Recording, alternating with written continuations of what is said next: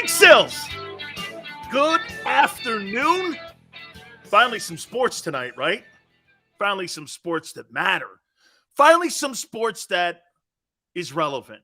NBA Finals Game 1 tonight. You know, I was just telling Tone, I was listening to Jay Williams on ESPN, and he made this, sportscasters today get such in the moment, and they forget the context of history of what they're saying sometimes. I'm guilty of this too. I've never seen, this is Jay Williams, I've never seen one player take a team, put it on its back, and carry it to the NBA Finals. I had to text Jay Williams and go, well, you must have missed the 0-1 series with Allen Iverson, where he averaged 35.6 points a game and carried that Sixer team all the way to the NBA Finals. And that Shaq and Kobe team was pretty damn impressive. And that little guy carried that team all the way. And I'm like, hey, dude, are you trying to tell me you think that Jimmy Butler is a more dynamic player in carrying a team than Allen Iverson was? I don't know. Look, there's some similarities in the dudes. I get it. And I love Jimmy Butler. But don't be a prisoner of the moment. That guy was great. He was he had Jordan's mentality. Can I tell you what he needed? This is going to be so sacrilegious. By the way, you guys know Larry Brown's been on this program. Tone, you probably don't agree. But can I tell you what Allen Iverson needed in his NBA career? He needed Phil Jackson. He didn't need Larry Brown. He needed Phil Jackson. Okay? If anybody can harness Kobe Bryant and Michael Jordan, why wouldn't you get the best jockey on the planet? Larry Brown was probably counterproductive to both men, the coach and the player. Remember, Larry Brown was a great basketball player himself. And when you have that dynamic like that, sometimes you can't see through the weeds here a little bit. Okay? Hey, and Steve goes, we're talking about practice. If Allen Iverson didn't want to practice the way he didn't see how they should practice, I'm not going to do it. But you know what Phil would have did? Phil would have said, okay, let's play defense. That's what he would have done. But he would have motivated him into doing it. He would have convinced him. If you could convince Michael Jordan not to win scoring championships and win NBA championships, don't you think he could have convinced Allen Iverson, hey, dude, we got to win some titles here, and we're going to get role players, and we're going to surround you with the greatest role players on the planet, and then we're going to go win a couple titles. That, to me, is how you win championships. And this is why certain coaches are the great coaches. Phil Jackson couldn't build, he couldn't build a Lego house. I mean, he seriously, he's not a builder. He's a manager. Look at the egos that he managed. And I think this goes with all sports. I think there's coaches that can coach Michael Irvin, and then there's coaches that can coach Troy Aikman, all on the same team. Those are really the great ones. Those are the ones, like I was talking about Mike Tomlin yesterday. Okay? Mike Tomlin coaching Le'Veon Bell and Antonio Brown. By the way, bottom of the hour, Hall of Famer in both college and pro and in the CFL. How about that trifecta? Warren Moon. We'll talk some Seahawks and some NFL and get his take on where Jalen Hurts is right now in his career. We will talk to the legendary Warren Moon at the bottom of the hour and get his thoughts. Hey, I've been watching all the video and I've been staying on top of what's going on at the OTAs with the Eagles. Can I make another proclamation for you here? I think the next Brandon Graham on your football team is going to be Nolan Smith. There's just a lot of characteristics about that guy that reminds me of Brandon Graham. There's your heir apparent to your guy that's going to be the people that look to, that embodies with the organization. I think he's going to embody the Eagle way. He's going to take the baton from Brandon Graham. You think I'm in there? You think I'm in there with that? I think he's got Brandon Graham qualities about him. Hardworking, loves the community, loves Philadelphia. Dude, Brandon Graham could have probably went to Cleveland, got a couple extra $1 million this past offseason. Nah, that's all right. I want to stay here and close it up and play my entire career in one spot. Pretty damn impressive. He's an impressive man. And what you love about him was his dedication and hard work and his desire to be an Eagle and his desire to be a great player. It elevated his game. He was kind of a late bloomer. You know, I don't really think when you look back on Brandon, was he a Michigan guy? I think he's a Michigan guy, right? When you look back on Brandon Graham, he kind of had small incremental improvements early on, but then he started to get better and better and better. Okay? Then he started to get better and better and better. And so, to me, it was just hard dedication and hard work that made him what he is right now. He'll go down, he's a green jacket guy for sure. He's not a gold jacket guy, but he's a green jacket guy. By the way, today we got something we're going to do here. All 22 starters. Things I want to see them all do to elevate their game where I think they are right now. How about this? My scouting report on the Philadelphia Eagles starting 22. At 23, we'll put Jalen Carter in there. We're going to do that probably in hour number 2 because we have Warren Moon at the bottom of the hour. Eagles give out black jackets? Okay. But I think he's an Eagle Hall of Famer. Is that fair? All right. So we're going to get there with that. I just, to me, I really like what I'm seeing with Nolan Smith. By the way, also, I'm watching Jalen Carter hit those sleds and move them around.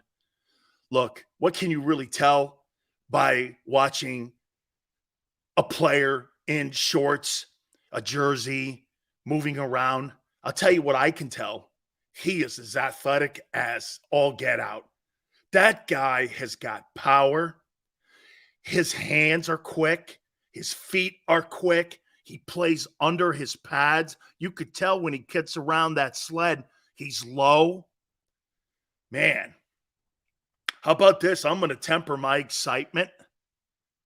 But to me, whoa, wow. I got goosebumps for Jalen Carter. I think this kid, no, I'm not going to do it. I'm going to hang in there for a little bit. This kid looks like the real deal here.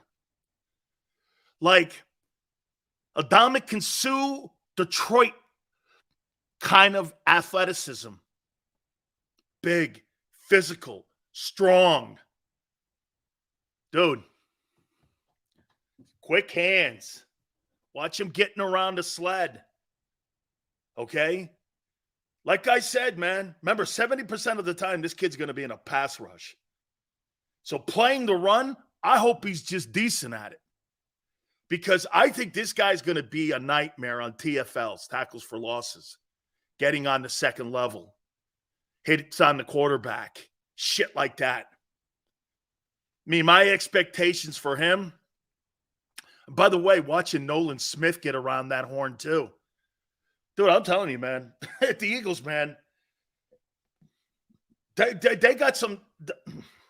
I'm going to tell you what I'm going to think about them probably at the top of hour number 2.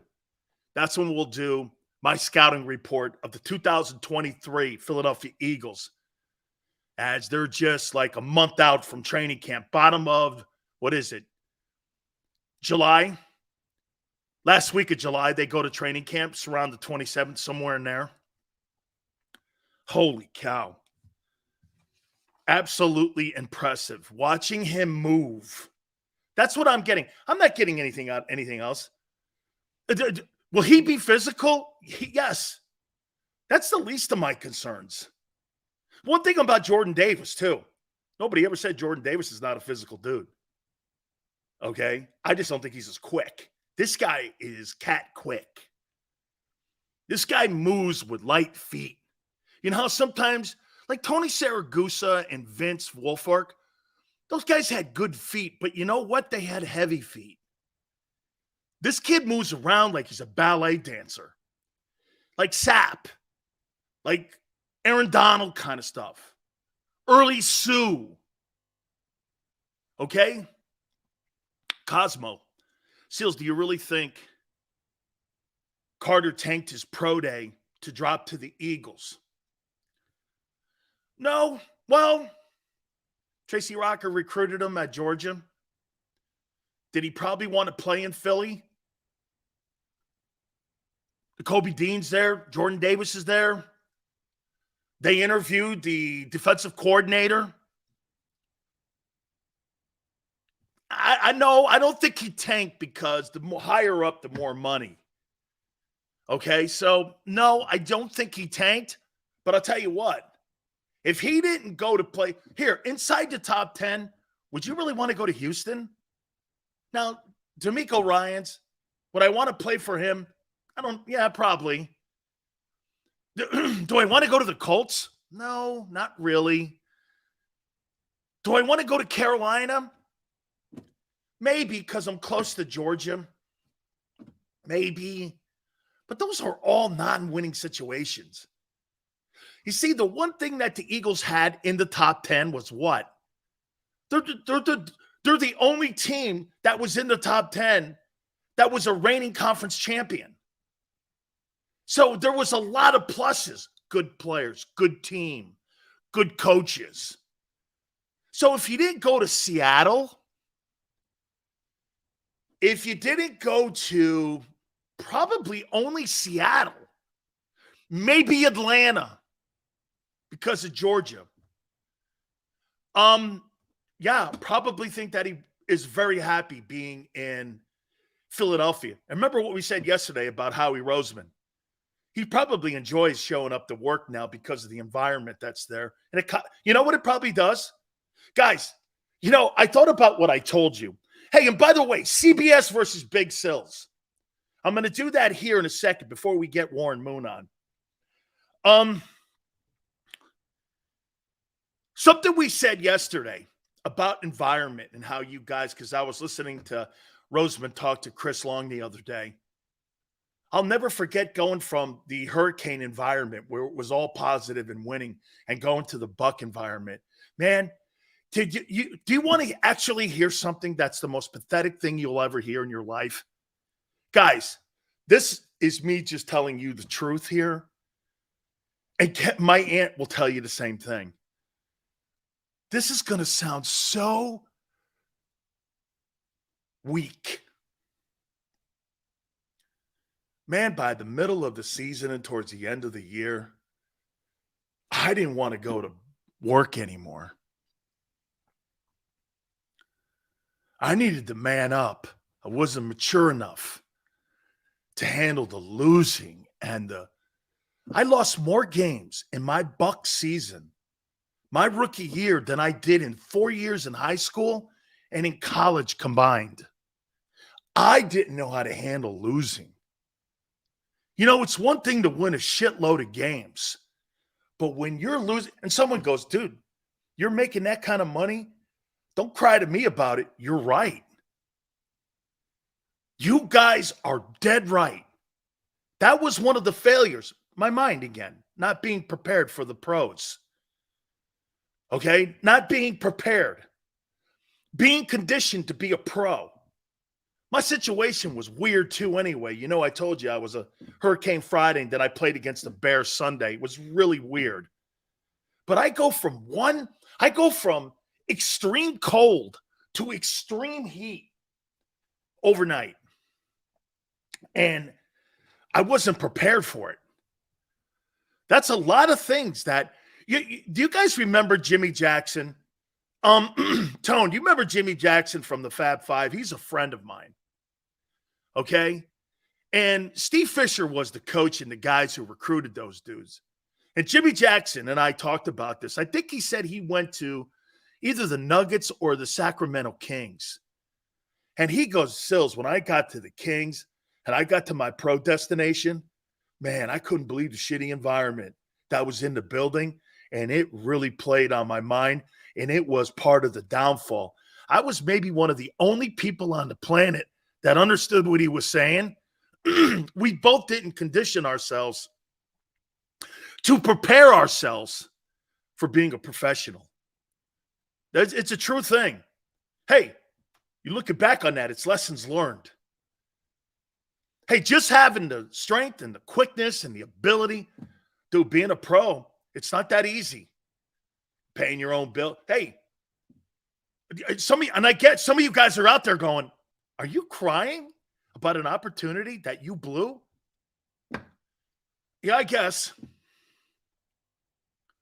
Okay. It's not like Maryland was a winning school, though. Well, my first year, we won the ACC championship. I mean, lost only 3 games at Maryland. Then I went to Miami. I lost 1 regular season ball game in 2 years at UM. So I don't know, JM. I lost 4 games in 4 years. I don't know, man. I lost 13 games my first year with the Buccaneers. You tell me. I lost 4 games in college. 4 games. And in my last 3 years, my last 2 years, I lost 1 regular season game. Come on, man. Right? And so being in an environment like that, 13 in a row. 13 was, dude, I used to show up and people go like, and hey, get this, I'm making $35,000 a week. So I know some of you are going like this. You're not really crying, are you? Hey, you're not really sounding like Ben Simmons, Sills, are you? Sills, don't start sounding like Niner guy. Sills, who's better, the 01 Hurricanes or the 04 Trojans? Come on, man. The 04 Trojans? What guy went on to be a Hall of Famer, man? Dude, there's Pro Bowlers and guys that went to the Hall of Fame that were on that 01 team. Check out the 2000 Hurricane team and how many were on that team. I think 70 guys got drafted off that 2001 team. Anyway, before we get Warren Moon on here, I wonder what he thinks of Jalen Hurts getting the contract and his journey. Warren had a pretty interesting journey, but his was different. He was told he couldn't play in the NFL because he was black. Now, they didn't want black quarterbacks playing in the NFL when he was playing. I mean, imagine this. Hey, dude, this guy he's not accurate. Hey, look at where we've come, though. They were telling Moon he couldn't play quarterback because he's black. Now you're doing this. Well, he's not really accurate. He doesn't. He's not a really good progression reader, and I don't want a guy running that much. And you're like, instead of doing, well, you're black, I can't have you as the face of my franchise. Dude, there's just no winning that. You don't want me what? Yeah. So Doug had to go to Canada and win all those Grey Cups up there, and then he came down. And I think I added it all up. I think Warren Moon, counting his postseason, I think Warren Moon threw for over 70,000 yards in his career between Canada and the NFL. You're right, JM. Warren Moon didn't run a lot. Warren Moon threw the ball a lot. Dude, he had a cannon. And he's been my friend for about, let's see, when I hit him in the face in Minnesota. No, it was in Houston. That's when we started becoming friends because Alonzo Highsmith, who was on that Oiler team, introduced me. I was actually in Houston for 2 weeks after I got released by the Bucks. I was in Houston for 2 weeks with Jerry Glanville. I was practicing, actually. It was really weird, man. It was really a weird situation. Some guy named Doug Smith. You guys remember the big defensive tackle named Doug Smith? He got busted for drugs. And they brought me in, and they were going to keep me there. Dude, I think the guy that played for you guys was on the defensive end. Who's the guy that played end for you guys for a while?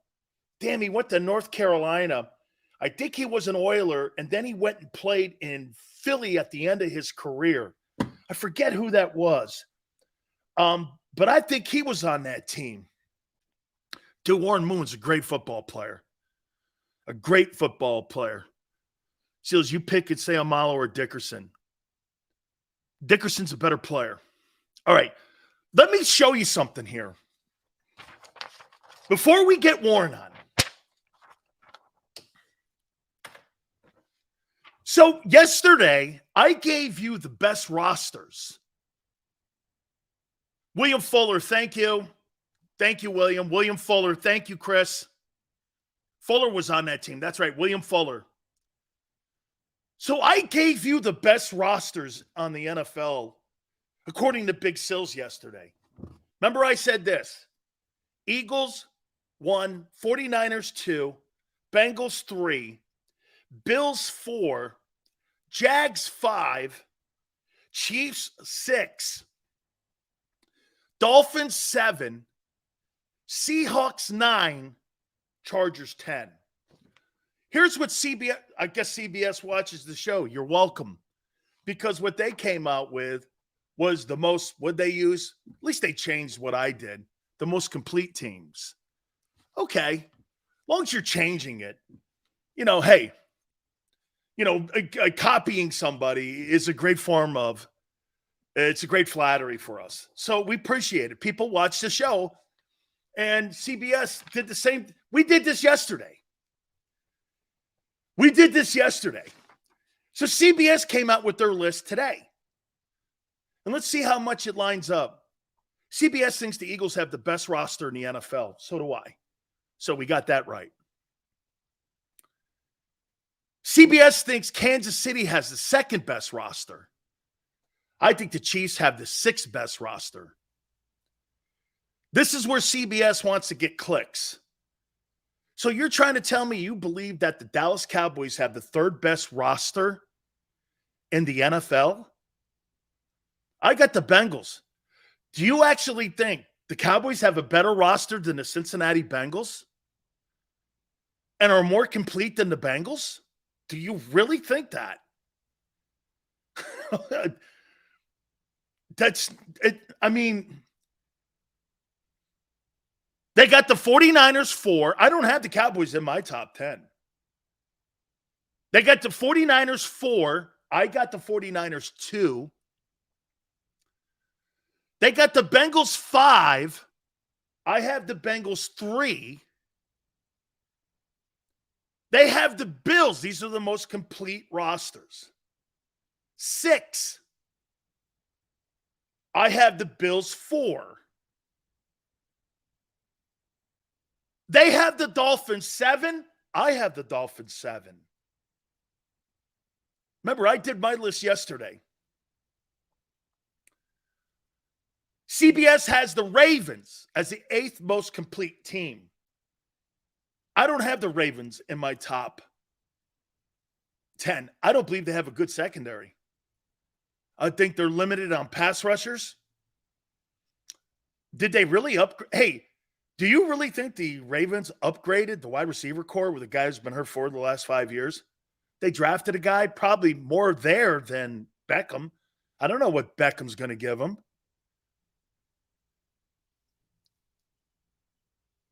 We're just a little different here. They have the Chargers 9, CBS. I have the Chargers 10. CBS has the Seahawks 10. I have the Seahawks 9. So we're pretty much in line. Here's my bold predictions for the Eagles in 2023. Reed Blankenship and Sidney Brown will be starters in addition to a 13-4 record. I think it's more 12-5, but we're in the room. Let me put it to you this way too, Miguel. 13 wins, 12 wins. With that schedule and with the amount of question marks on defense, if the Eagles pull off a 12 or 13 win, you'll be a better team than you were a year ago. And one more thing about Jalen Carter. I'm going to make a bold prediction here, in my opinion. Okay? I believe, and I think I've already said this, and I'll say it again. I hate the word, but I got to tell you, man, I think this kid, Jalen Carter, is going to be an upgrade to Javon Hargrave. The only thing he lacks is just game preparation and knowing to be a pro and all that other stuff. I think he's a better talent. Just watch him move. I think he's a better talent. Man, the way he moves is impressive. Okay? And he moves with conviction, which means he must be picking up what they're telling him, especially in techniques. And get this, what a better guy to have in your ear than a guy that coached you already. He has a coach that coached him already. Okay? Dude, I'm impressed with him. I am. Now, remember what I told you yesterday about this list here? Remember what I told you yesterday? This doesn't necessarily mean these teams are going to go on and win the Super Bowl. And if I were, for me, teams that are truly in the position to win a Super Bowl, Philly, the Bengals, the Bills, the Jags, the Chiefs, probably the Niners. Got to get that QB thing fixed out. I think the Niners have every chance to get to the NFC Championship game. The Cowboys, to me, again, why CBS went here and said that Dallas Cowboys are a complete roster?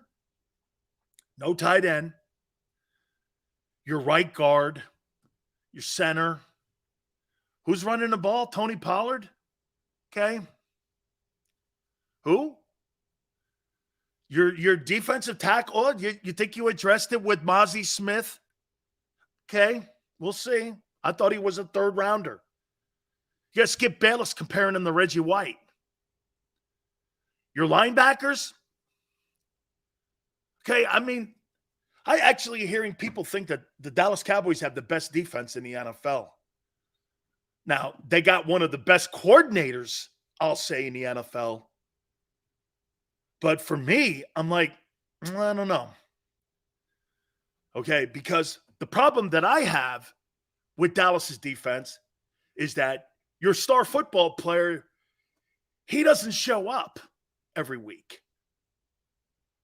And if they game plan him, he'll go away. Every Philadelphia Eagle game that I watched him play in, I don't know. I'm not impressed with him. I see him play against the shittier teams. Yeah. This guy puts up empty calorie stats. I'm talking Micah Parsons. Sorry, man, but I think the guy in Washington's a better talent than him. The guy in Washington has to just show up. He's got to just show up. I got to do something here. I've never shown Warren Moon this, and before I bring Warren Moon on, I showed you guys this yesterday. And I got to show Warren this. So let's bring Warren Moon in now. Warren, I got to show you this. I think you're going to like this. Hey, I can't hear you, Warren. Can you hear me? Yep, got you now. Warren, I want to show you something. So this is my time. Here is a one-year contract for the Saskatchewan Roughriders. Wait a minute. I got another one for you. My second year with the Roughriders. I got a 2-year contract. By the way, I realize the money's $55,000 of Canadian money. I kind of extrapolated that out. Not a lot of dough. Warren, I got offered a contract with the Toronto Argonauts right here. And I played in Canada for the Las Vegas Posse when they had that American experience. Did you enjoy your experience playing in Canada? Danny, I really did, just because it gave me a chance to play football and continue to keep playing. After I finished my career at the University of Washington, I didn't want to go somewhere where I had to maybe change positions and get drafted and have to play wide receiver or play defensive back, which is what most teams were telling me. I still wanted to be able to play quarterback. I wanted to be able to keep developing my game. And I was able to do that in an organization that really believed in me, in the Edmonton Eskimos. And we were a winning organization. We won 5 straight championships. So when you're winning like that, it makes everything so much sweeter, other than the fact that I wasn't playing in my own country and playing in a league that I wanted to play for.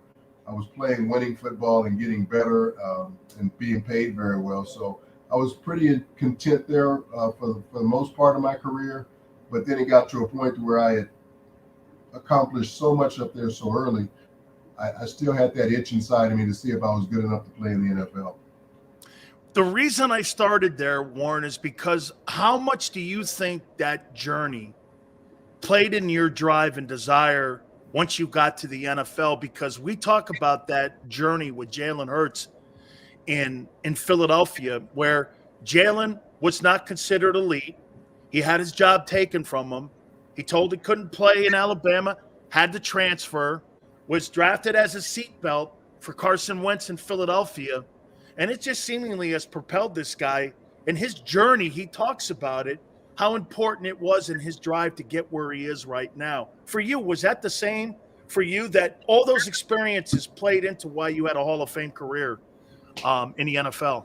Yeah, no question about it. And everybody has their own journey that they go through, and they go through their own adversity, and they come out of it hopefully with great resiliency. And I was able to do that just like Jalen's been able to do it. But the difference is he got drafted in the NFL as a second rounder. So it wasn't like he was overlooked and wasn't considered to be a quarterback.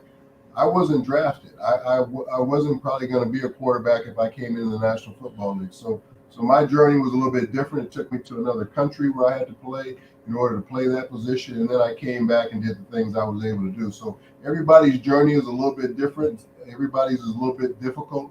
But it's how you handle that difficulty. It's how you handle that adversity. And Jalen did a great job of handling his. He handled it with a lot of class. And look where he ended up in the Super Bowl last year. Before we get to the Seahawks, I want to ask you one last question on Hurts. Have you been surprised with how fast that he's evolved and he's continuing to evolve? Because, Warren, that position you play, the quarterback position in the NFL, is by far the most difficult position to play. In college, they tell you where to throw the ball. In the NFL, you have to know where to throw the ball. There's a complete different mindset. Have you been surprised? I really haven't. One, because you could see the abilities that he had when he was at Alabama. And then when he went to a more passing conscious offense in Oklahoma, he got much better coaching there and he improved more as a passer. And then he came into the National Football League and continued to improve. And it's not that he doesn't have the skills. We all saw that. But he has the great work ethic. And that was one of the things that impressed me from everything I heard about him, is how much he worked and how hard he worked from every day during the season, during the off season. When the season ended, he was right back in there again the next day trying to get better. So if you have a guy that has that type of work ethic to go along with the skill set that he has, it's just a matter of time before everything hits home and he becomes the player everybody thinks he can be. Let's talk a little Seahawks here. Warren, let's talk about surprise here. Have you been surprised on post Russell Wilson on how well John Schneider and Pete Carroll, maybe it's a loaded question because those are two exceptional people. Schneider's probably a Hall of Fame candidate for an executive, and Pete's a Hall of Fame candidate for coach. But have you been somewhat surprised? Because usually after a franchise quarterback leaves, there's always a downtime. I thought they were going to be the worst team in the NFL last year. And now they're talking about them this year being one of the better teams in the NFC. It doesn't surprise me, Danny, because I was there when John Snyder and Pete Carroll came in. I was doing their broadcast when Mike Holmgren was there, and went right into their tenure. And of course, we know what they did early in their tenure, going to 2 Super Bowls back to back. They had a great young quarterback in Russell Wilson. I was there when he came in as a rookie, and I watched how they put that team together. And a lot of it was not with high round draft picks. A lot of it was with guys like Richard Sherman, who I think was a 5th or 6th round draft pick, or Cam Chancellor, who was a 6th round draft pick. And I can go on and on with the guys that were not high round draft picks that they put together on that football team. And I just knew they could do it again if you had a guy at the trigger position at the quarterback that could play decent football. And that's what happened with Geno Smith. He came in and really played some phenomenal football last year for the Seahawks. And that's what it's going to take for any team to be successful in this league. You're going to put the pieces around him, but can the quarterback be the guy to make everything happen and be the glue? And that's what Geno Smith was last year for the Seahawks. He played good enough football for them to be even better in the playoffs. If they had a better defense, they might have went even further. So I think that's where they put a lot of their focus this offseason in the additions that they made. They wanted to improve that defense. They're bringing back Bobby Wagner, a guy who's been, he's the all-time leading tackler with this football team, an all-pro every year. He's going to be in the Hall of Fame one day. Bringing him back was huge. Jaron Reed, who was part of their success a few years ago, they're bringing him back. So they're bringing back a lot of the pieces that know the defense that they like to play there in Seattle, and I think they're going to be much better on that side of the football. So there's more talent, you think, right now especially on the defensive side, because as you said, that was kind of like the kryptonite for that team a year ago. They were able to score points and put a lot of offense on the board and knock some light bulbs off those scoreboards, but they also did it on the other side defensively. So do you think there's more talent? I do. And you look at the players, the young guys that they drafted last year, I think 5 different rookies started last year. They're only going to be that much better this year because they have a whole season under their belt. They're going to have a whole nother off season and training camp to get ready for this season. So these players are going to be that much better as well on a team that was a very decent football team last year that went to the playoffs. Is there any interest in Seattle with DeAndre Hopkins being on the other side, in your opinion, of DK Metcalf? Could you see them at least kicking the tires because he's 31, he's coming off an ACL. I do not believe he's going to get $23 million on June 1 when most rosters are getting set today. Do you think that there's some sort of potential 1-year deal? He comes in, gets in the offseason where there's more opportunities for teams to look at him. Could that be something John Schneider looks at? Knowing John Schneider, he's going to take a look at it. He looks at everything. He doesn't let anything go by. Now, does he always make the decision to go that direction? No, but he's going to look at it and see how it fits into their program and see where his head is at as far as what he's looking for out of this thing. So there isn't as much money available by any team at this particular point in the salary cap for him to make that type of money. And I don't think he's that type of receiver anymore. He doesn't run like he used to. He's hurt a lot. He doesn't practice a lot, but he can definitely help your football team. And Seattle's pretty strong at the receiver spot with the guys that they have right now. Tyler Lockett and so on. And then they drafted Jackson Smith Najigma, from Ohio State with their first-round pick, and he's going to be a huge addition as their third receiver in the slot. So they're pretty good at that position, but you bring in a guy like Hopkins, no question makes your receiving core that much stronger. Let me throw this at you here. Obviously, in case some of you don't know, the legendary Warren Moon, he's on the broadcast team for the Seahawks. The Eagles signed Rashad Penny. I watched Penny at San Diego State, and obviously the things he did there was the reason that the Seahawks traded up even to get him in the first round. He's only had 11 starts in 5 years, and with the Walker emergence, the kid they drafted in the second round from Michigan State, they were able to move off him. Just give me like a small synopsis of what you think of him. To me, Warren, I think he failed in Seattle because he could never get the starting job away from Chris. He was always in the tub, and his availability is part of the evaluation. You got to be durable too, especially at that position. That's how I saw it. Am I wrong? No, if you're not available to play on Sundays, your chances of making it in the NFL are going to be tough because there's another guy that's just as hungry and maybe just as talented waiting in the wings to take your position. There's no question he doesn't. He has the ability. We saw it from time to time. He'd have 2 or 3 games there where you're going, wow, this guy Penny can really, really run the football. And then all of a sudden he's hurt again and he misses 3 or 4 games. So that's been the big disappointment of him over the course of his career, is inconsistency to be there each and every week. And when you're the bell cow running back, they want to be able to count on you every week like they did with Marshawn Lynch and other running backs they've had in the past, Kurt Warner or whatever it might be. So they've got a kid now in Kenneth Walker who is that bell cow type of running back, and he showed last year that he could take the punishment, that he could come and perform week in and week out. And they think now starting the season off as the number 1 guy, he's going to be that type of running back for them for a long time. Couple last questions for you, Warren. Warren, it looks like to me that Pete's got a system, and they kind of veered off it a little bit when, to me, it looks like the Seahawks, they were riding on the back of Wilson a lot, but when Lynch left that offense, they were never the same because of the style that Pete wants. Pete wants to win first down. He wants to be third and short. He wants to bring pressure on the other side of the ball. He wants to have good corners, and he wants to have tone-setting safeties. It looks kind of like that formula is being put back into place again. Are we going back to when Pete first initially took over in Seattle, back to that formula? Yeah, I think he's getting back to what he's had success with, and he's got really good corners, nice, long, tall corners that he likes that can really run. Like you said, impactful safeties.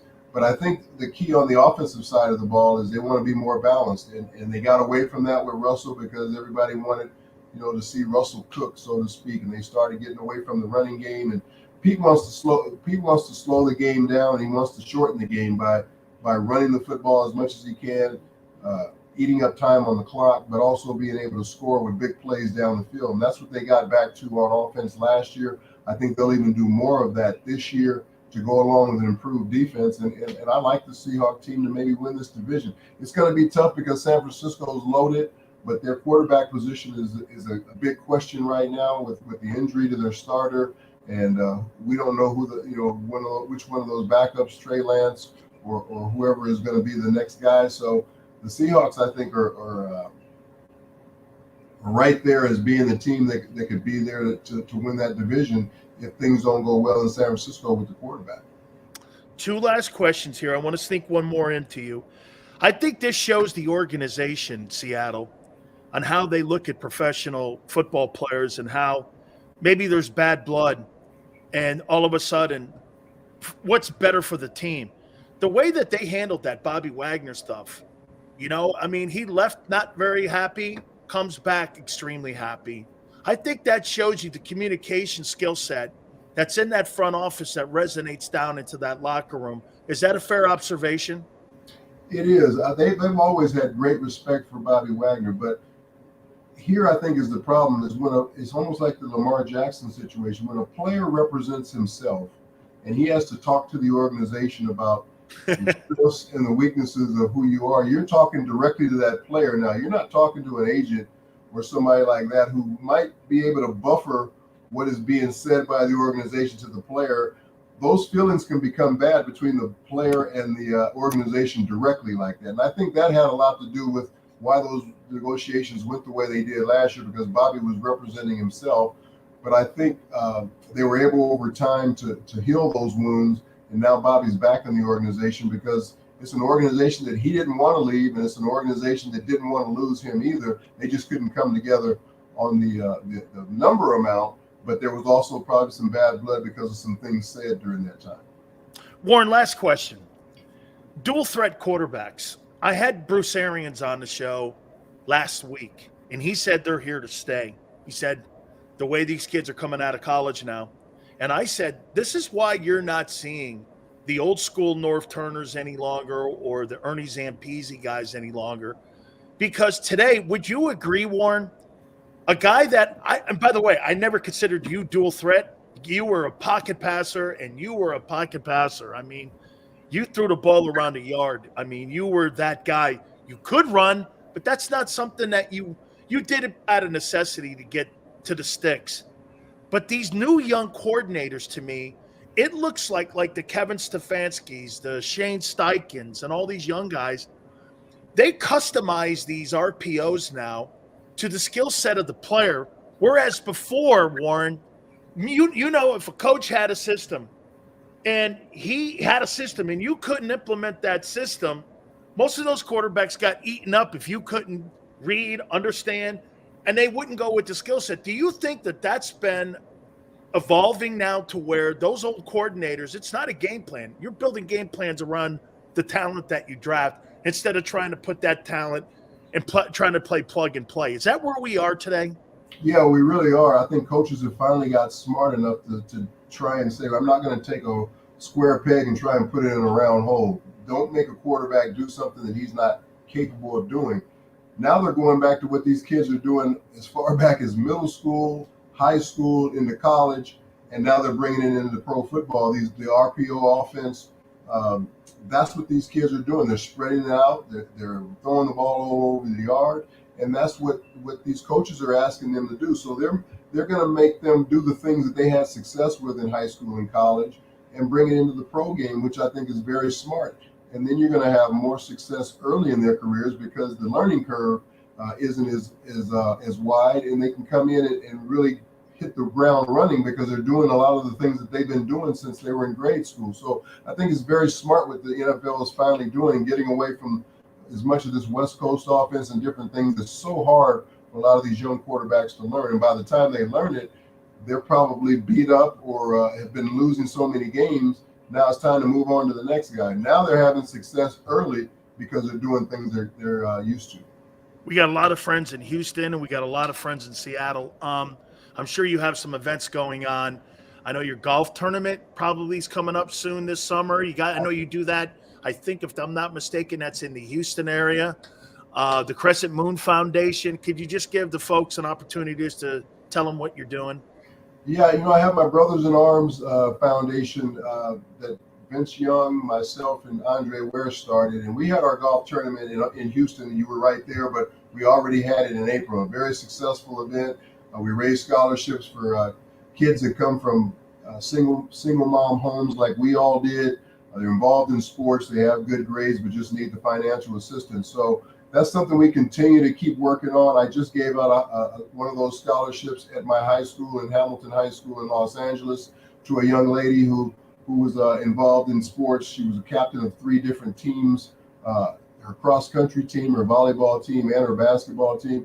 Just a very well-rounded young lady. So I was really proud to give her out a scholarship this year to go to college. So that's going to continue, throughout the year. In the summer, we don't do as much because it is summertime, but everything will get back rolling again in the fall, and I'm really looking forward to it.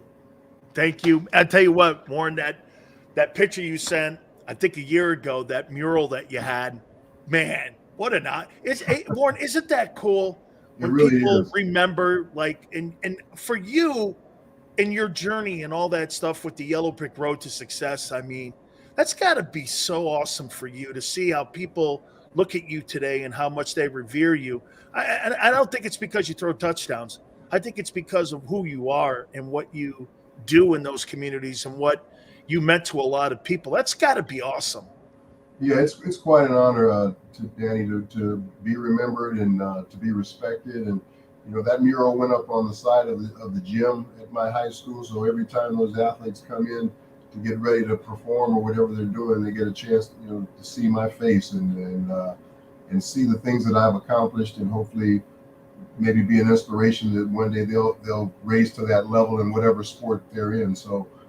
I love the fact that happened. It was a great honor for me, and it was a great day when we had the unveiling of of the mural because I had so many of my teammates come back. I had so many of my classmates come back. It was almost like a class reunion that day when we had the unveiling. Did you you and Don James ever beat USC when you were at Washington? Oh yeah, a couple of times. Oh man, hey Warren, that must have been a little bit. That had to be two of your biggest wins.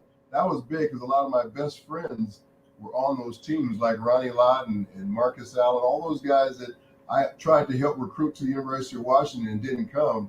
I got a chance to beat some of those guys. Dennis Thurman was somebody we went to high school at the same time. So yeah, it's always great to beat a UCLA or a USC if you're away from Los Angeles. Absolutely. I love Don James. He's a Miami Hurricane, and he's a legendary Cane. Warren, it is awesome. Always catching up. You always find time for me, my friend, and God bless you and all the things in your journey that you do. Thank you so much, my friend.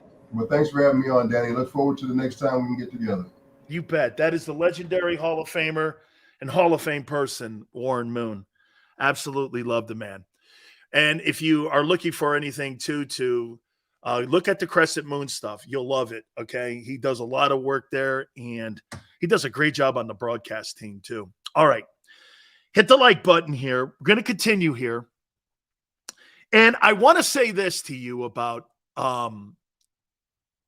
Brock Purdy. By the way, top of the hour, Big Sill scouting report of the 2023 Eagles. I think you're going to enjoy it. I did this last night. So that'll be at the top of the hour. So I see what I love about this show, we got a lot of 49er fans in here.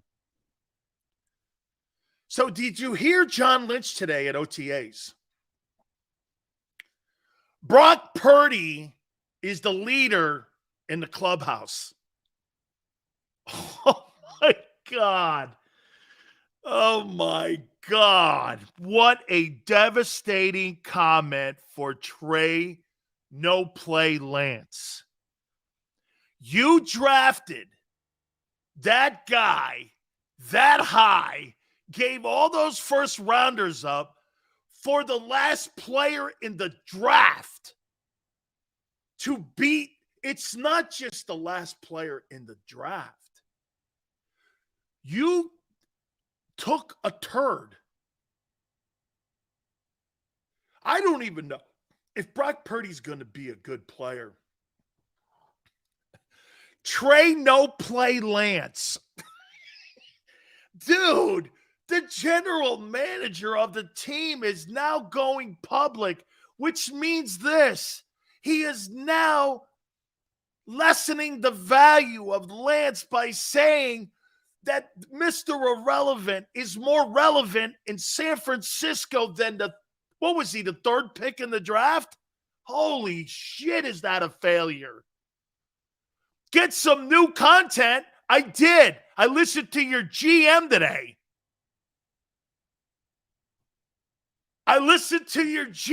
today.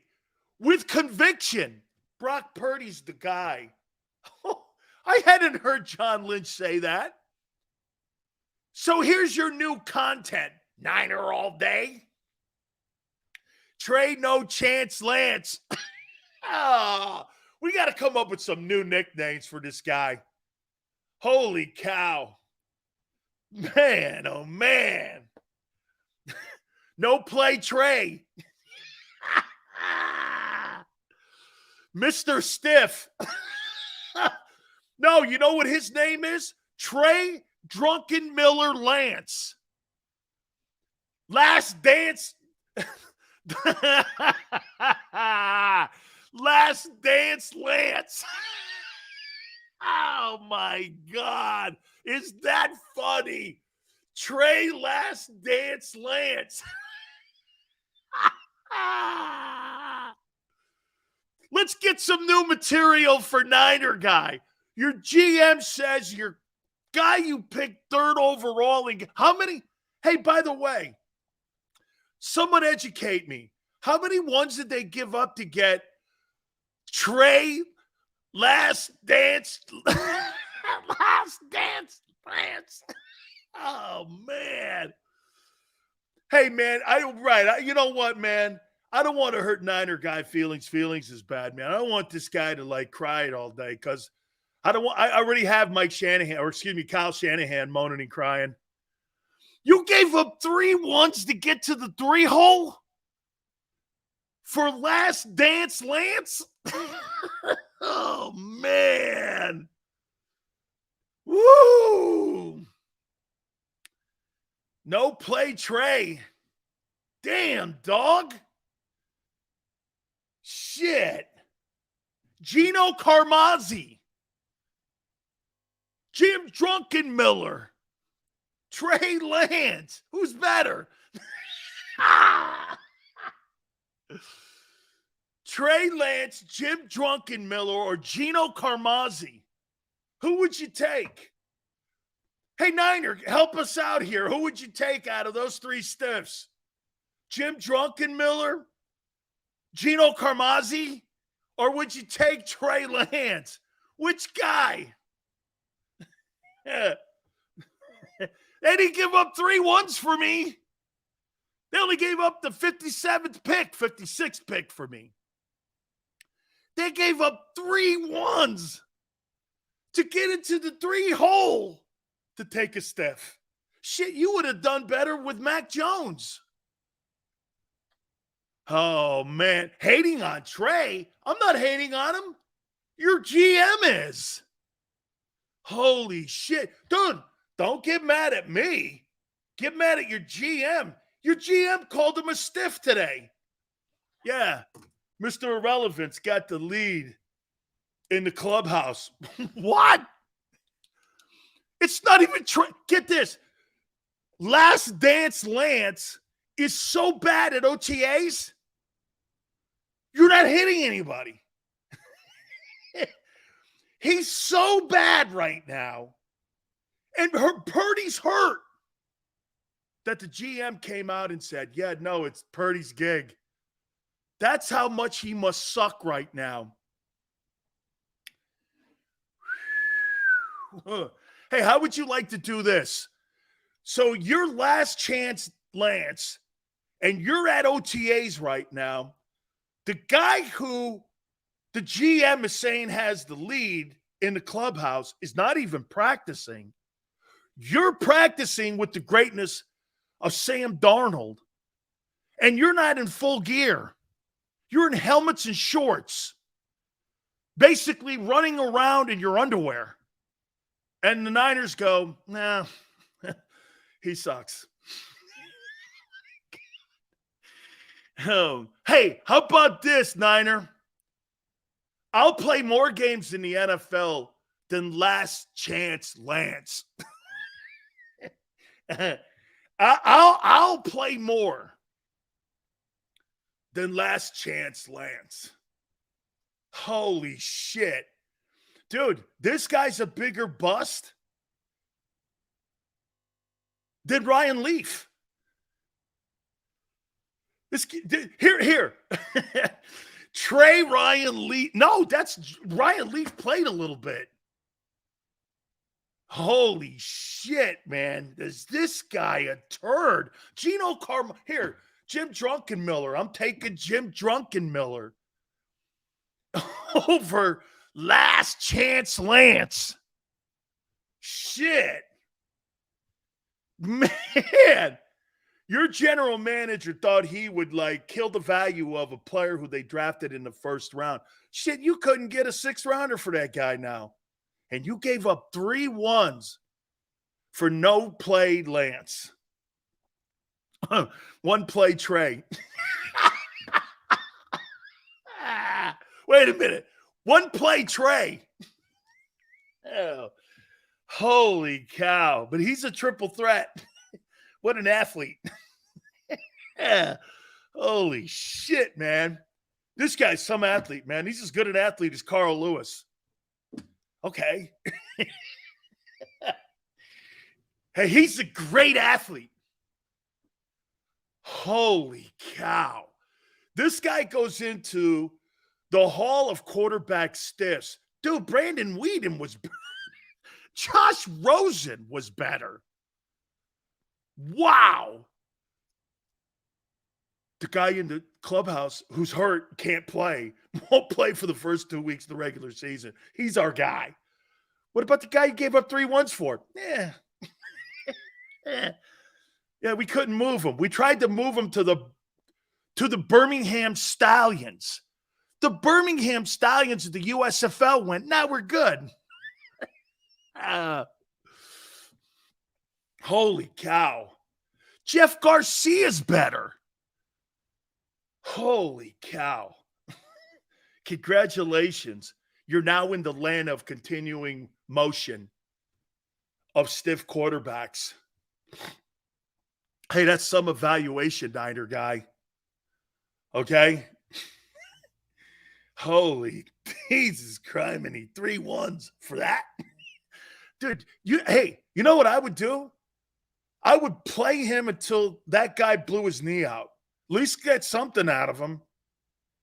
You know what I would I would put him on the kickoff team. Hey, you can't move him. I'm not going to move a guy who gave 3 ones up for a 7th rounder. So I'm going to put him on the kickoff team. Here's my new Taysom Hill. Dude, Taysom Hill's better. Taysom Hill's better than Last Chance Lance. Good night, Irene. Holy shit. Shinola. Man. How about new material? Okay. Your GM said today your guys sucked. End of story. Hour 2. We will do our scouting report. We do this every offseason on June 1, getting you ready for the upcoming season. Things I'd like to see all these players get better at, and things that they do great now. The 22 starters on the Philadelphia Eagles, we're going to do that next. Hit the like button, hour 2. Keep it here on the National Football Show.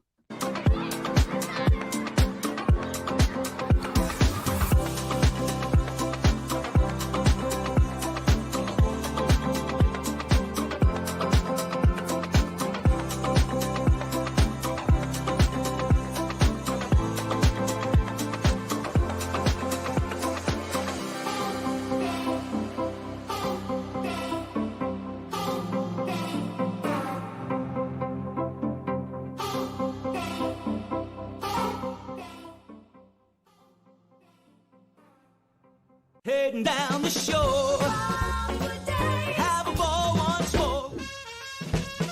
Here, imaginations run wild and time stands still. Because here, you can find the best of the Jersey Shore, all on one 5-mile island. So leave the old you behind and get lost in the woods. Wild, wild, wild wood days.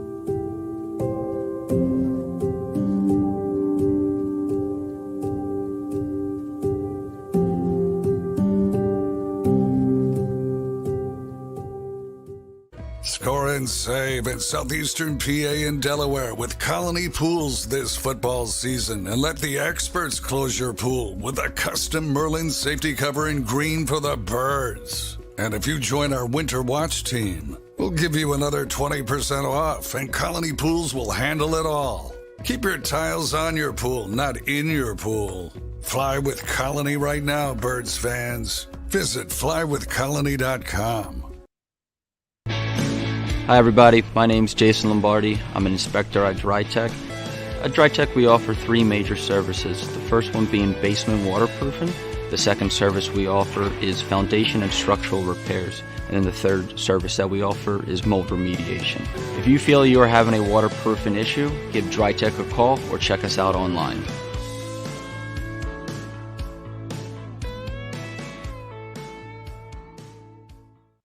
EAGLES, Eagles.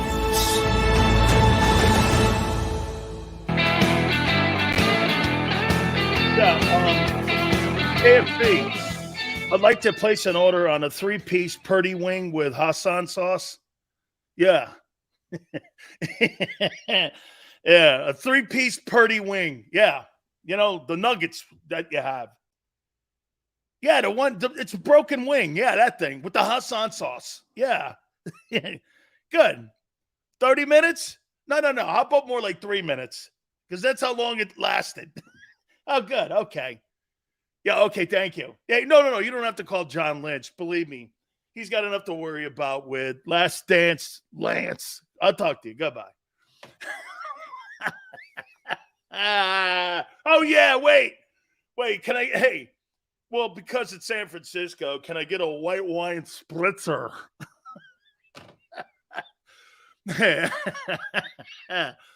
Yeah, hey, you order a white wine spritzer when you go to a Niner game.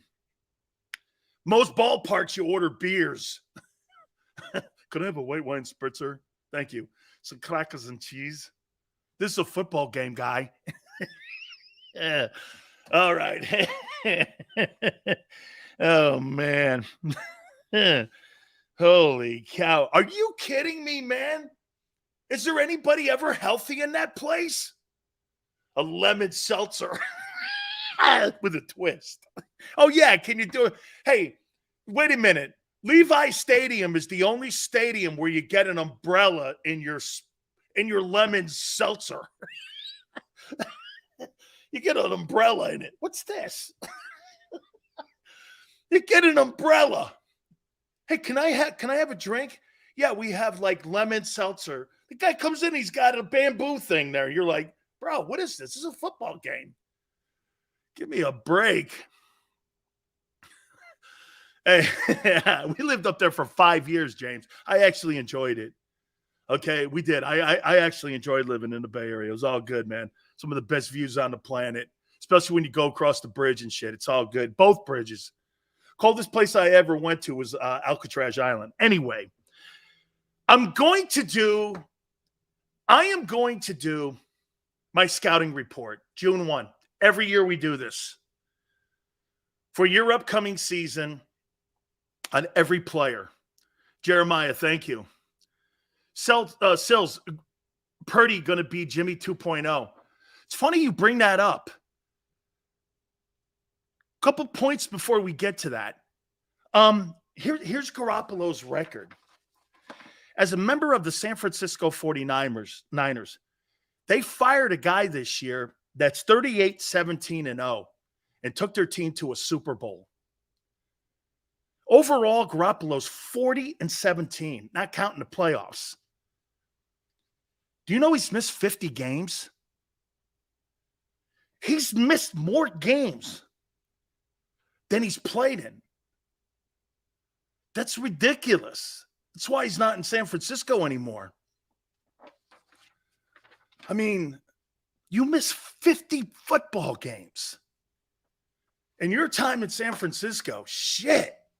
That's a lot of football, man. That's a lot of football. Lemon seltzer. So, can I get a beer? Oh, do you want? What are those things called? IPs? I hate IPs. They suck. Okay. No. I want a beer, dude. I want a Corona. I want a Corona. I don't want to drink 18 beers and no Bud Light. Hey, no Bud Light. Big Sills is banning Bud Light. Not happening. Not going to Bud Light. Don't sell me any of that piss water. No Bud Light, dog. Shit, man. Bud Light probably sponsors Levi. Hey, anyway, tonight I want to show you championship ball, okay? Pat Riley tonight, before we get to the Eagles here. So Pat Riley has 9 championship titles. One as a player in 72 with the Lakers. one as an assistant. He was on that 80 team that beat the 76ers in Philly in Game 6. 92, 85, 87, 88, and 2006 as a head coach. He won 5 NBA titles. 2 as an executive, 12 and 13 with the Heat. Pat Riley's got 9 titles. I think he's been to the finals 19 times. That's pretty amazing. I mean, it's pretty amazing in who he is and what he's accomplished. All right. Here is my scouting report. For the Philadelphia Eagles for 2023. And here's my assessment of your players, what they need to do, what they need to have happen for them for this team to be successful. I think the offense is pretty easy to evaluate, so we'll do that last. Let's start on the defense, where more question marks are, okay? I got him in the forefront. We're going to start there because I think that's your strength on this defense. I think your strength is in your defensive line. Order up a 3-piece Purdy wings for Big Sills. Extra Hassan sauce, too. Thank you. Brandon Graham. Health. And I would say this. Conditioning. And what I mean by that is when you're older like this, conditioning is going to be something that an old player has to continue to do. Why is it harder for old players to get conditioned? Well, when you have nagging injuries, you get them more as you get older. Ankle, neck, back, thigh, hamstring. Keeping him in shape, which means what? More reps that others have to come in like Nolan Smith to help out. I'd like to see some depth there at the end position. Maybe also Josh Sweat, go over on that side and see if you can flip him. Make him a little more versatile. As you're older, you need to be in better shape. Because, again, and I'm not saying he's not, something to keep an eye on, though, because as you get older, nagging injuries will keep you out of a game and then keep you out of the training session and keep you out of the weight room. What happens? Atrophy. You get weaker, you get smaller, and you're not as effective. So something to keep an eye on with Brandon Graham as we go into this year. Jordan Davis. Conditioning. And I don't just mean running on a treadmill. I mean conditioning, game speed conditioning. He's got to do a lot of things on his own to be prepared for the upcoming season. He's got to play 60-some-odd plays this year, okay? He's got to play 60 plays. By the end of the year, I want him playing 60 plays, not 25. 25? That's not what we drafted. If Jordan Davis is playing 25% of the plays by the end of the year, that's a failure bust draft for any round. It's not worth having him on the roster. He's got to be a guy playing 60 plays. Conditioning. Use your hands better. You can just see the hand placement with Jalen Carter. He's better already at it. He's stronger and he's more powerful. You can see it. He's got to get better in his hands.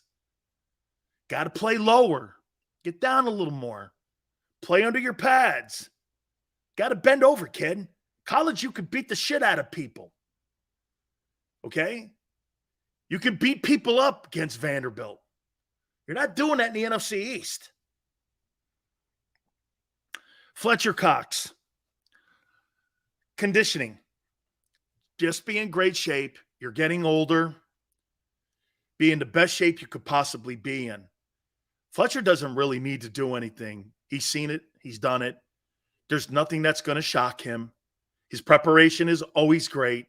He's been a force and been arguably, would we not agree, In the last 23 years of the NFL draft that the Eagles have been a part of, he's been one of the top 5 picks that they have had, has been Fletcher Cox. He's one of your top 5 picks in 23 years. And he's done everything. Just be in shape. And by the way, he's one of the players on my football team I really don't have a lot of concerns for. He's a team leader. He plays well. He improved his game as the season went on.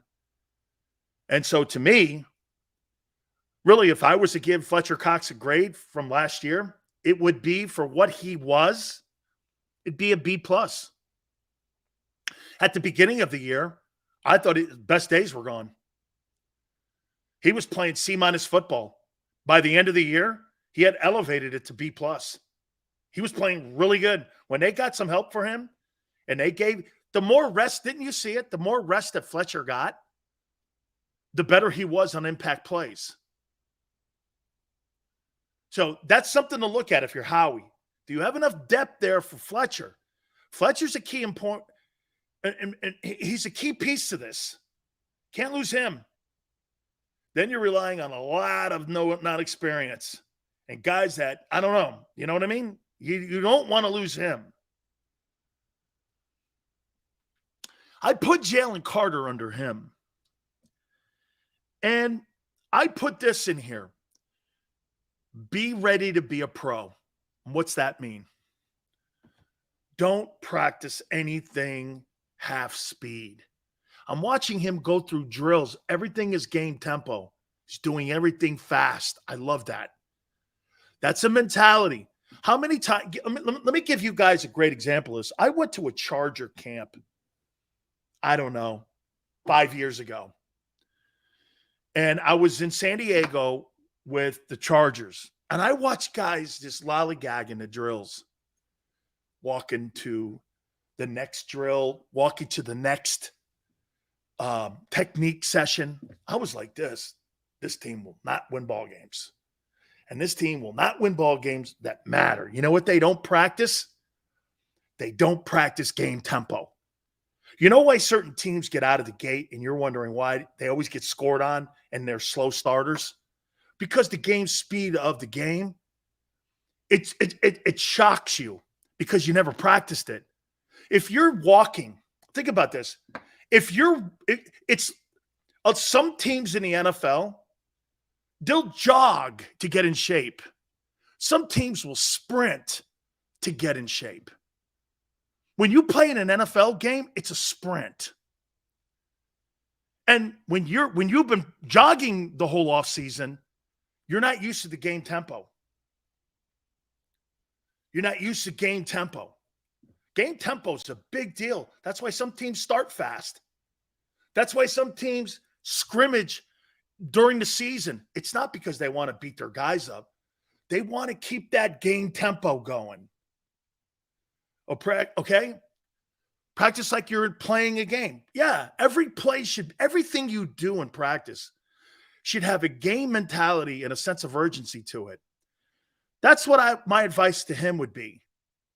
Okay, because that'll help you be a pro too.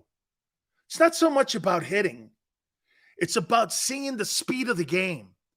Dude, that's why OTAs, to me, at least have game tempo. At least be in a place where you're practicing that. Okay? You're not going to hit, but at least practice game tempo. Josh Sweat. I would say this about Josh Sweat. If I'm Sean Desai, I'm going to try to figure out more ways to utilize this kid because he's your best every down defensive lineman, in my opinion. Continue to improve. I would try to work him on both sides of the ball.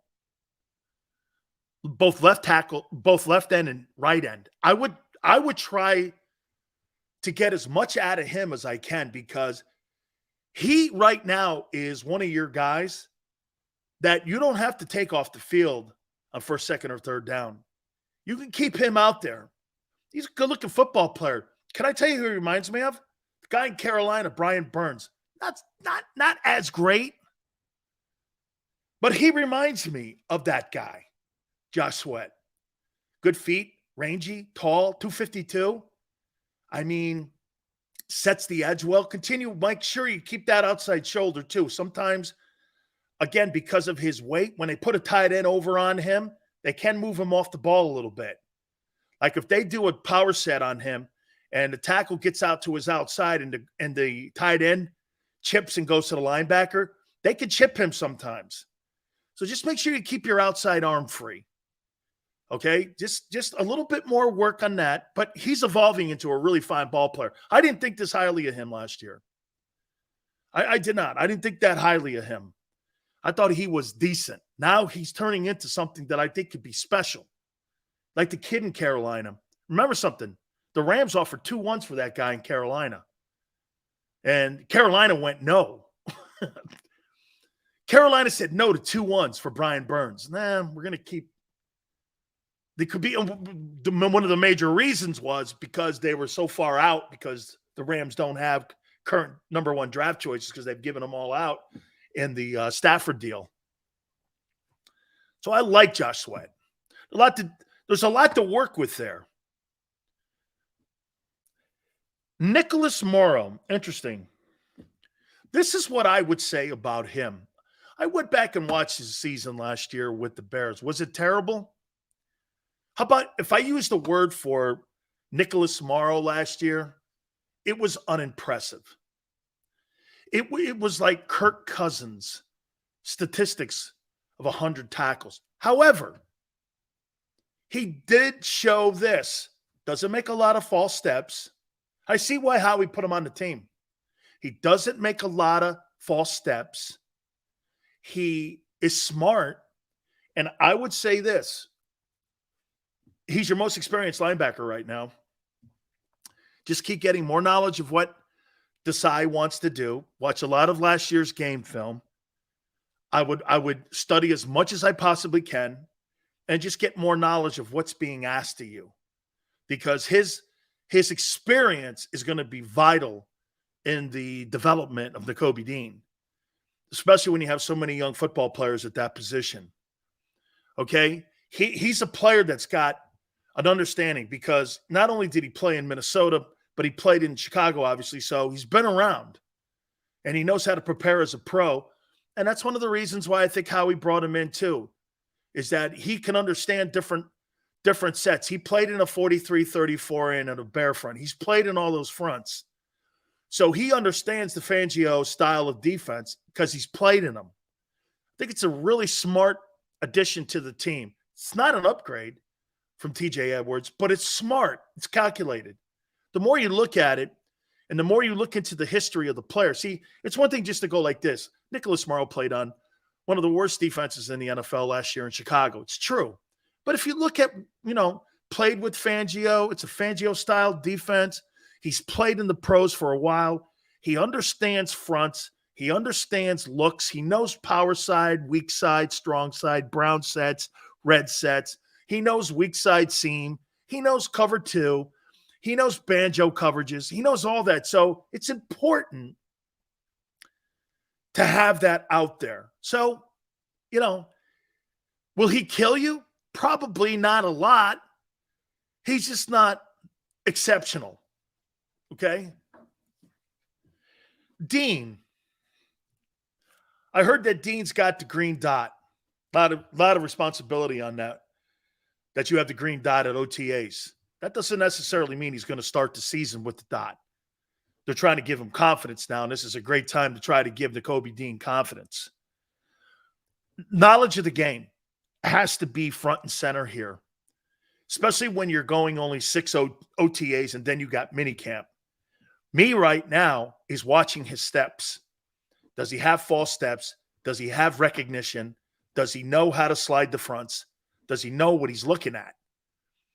A lot of these quarterbacks that they're going to play, you're going to be going against some pretty damn good offensive coordinators. Andy Reid completely confused the Philadelphia Eagle defense in the second half to a point where you guys are running into one another. And now you got a middle linebacker out there that's never played. And you think I don't give a shit what he did at Georgia. There's better coaches in the NFL. There's better players in the NFL. There's better quarterbacks in the NFL. You're not playing against some shitbag quarterback that will never play in the NFL because he played at Texas A&M. Those guys don't exist in the league. Okay? They don't exist. These are complex offenses. And they're going to single him. He will be one. Hey, he has the dot on his helmet. They will single him out every game. If I was a quarterback and I was Mahomes or Allen or any coordinator, he'd be the number one person I singled out. I would attack him immediately. Not because he's not a good player. I want to know if he knows what he's doing. And before you say he will, okay, he hasn't. He hasn't. So he will, okay, well, he hasn't. I'm talking to you with facts. You're talking to me with hope. Okay? You're like hoping for the lottery. You guys must play a lot of lottery tickets. Okay? You're hoping to hit the lottery. Okay? Hassan Reddick has to be in top shape. And I'm not, again, has to be in top shape. Why? You're going to rely on him a lot to get to the quarterback. Okay? And plus, I have no doubt he's going to have another exceptional season. Why would I say that? He's trending that way. He's trending there. 3 years in a row, you double-digit sacks. Let me give you a little statistic here.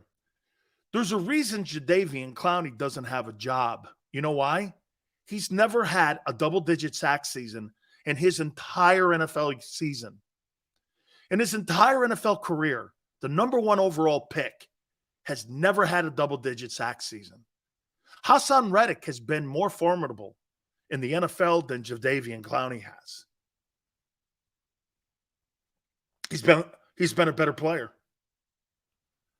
If I'm Dean, I'm trying to see if Ray Lewis can help me out. Weapon. It's good to talk to people like that. It is. Okay? It's good to talk to people like that. What do you see? One thing for a coach and a chalkboard to talk to you. It's another thing the player that applied it. Jonathan Vilma would be another good one. Okay? Guys that played that position and understand the inside linebacker position. And most guys, even if they're on different teams, man, they'll talk to you. They'll talk to your D coordinator at Georgia about the complex differences. Okay?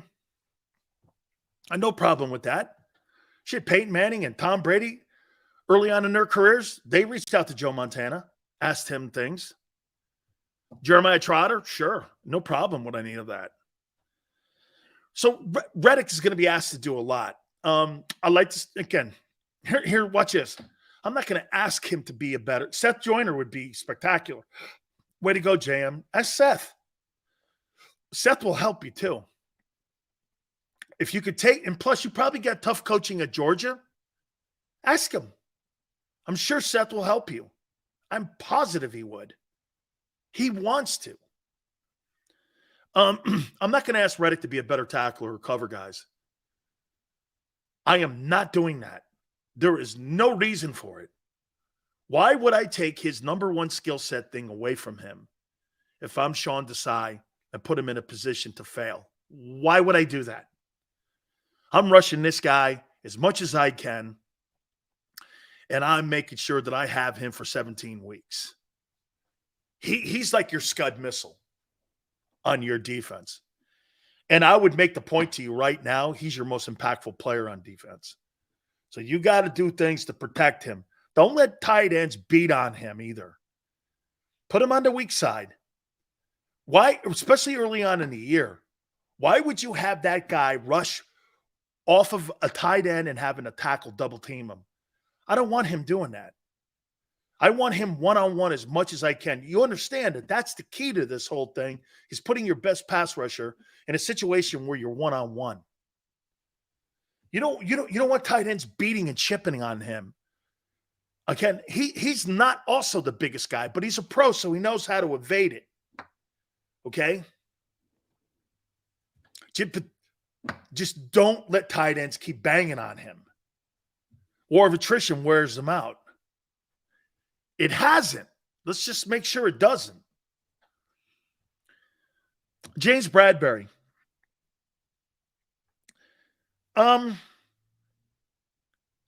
Keep plays more to the sidelines. And what I mean by that is he gets beat on inside releases. Okay? He'll get beat on an inside release. Now, one of the reasons that you don't see him giving up the plus 25 play is because they play zone coverage. If he played man coverage like he did in New York, he gets beat on inside releases. And experienced wide receivers can beat him on an inside release if they know how to use their hands. Keep everything to the sideline. The guy, in my opinion, who did the best job at defending wide receivers was Darrelle Revis. He had a technique where he just bullied guys into the sideline, and he gave them, get this, every wide receiver wants to get back where?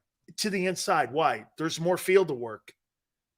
Wide receivers are not trying to tiptoe down the sidelines. You know why Beckham doesn't catch a lot of footballs any longer besides the fact he's hurt? You give yourself this much room on the sideline.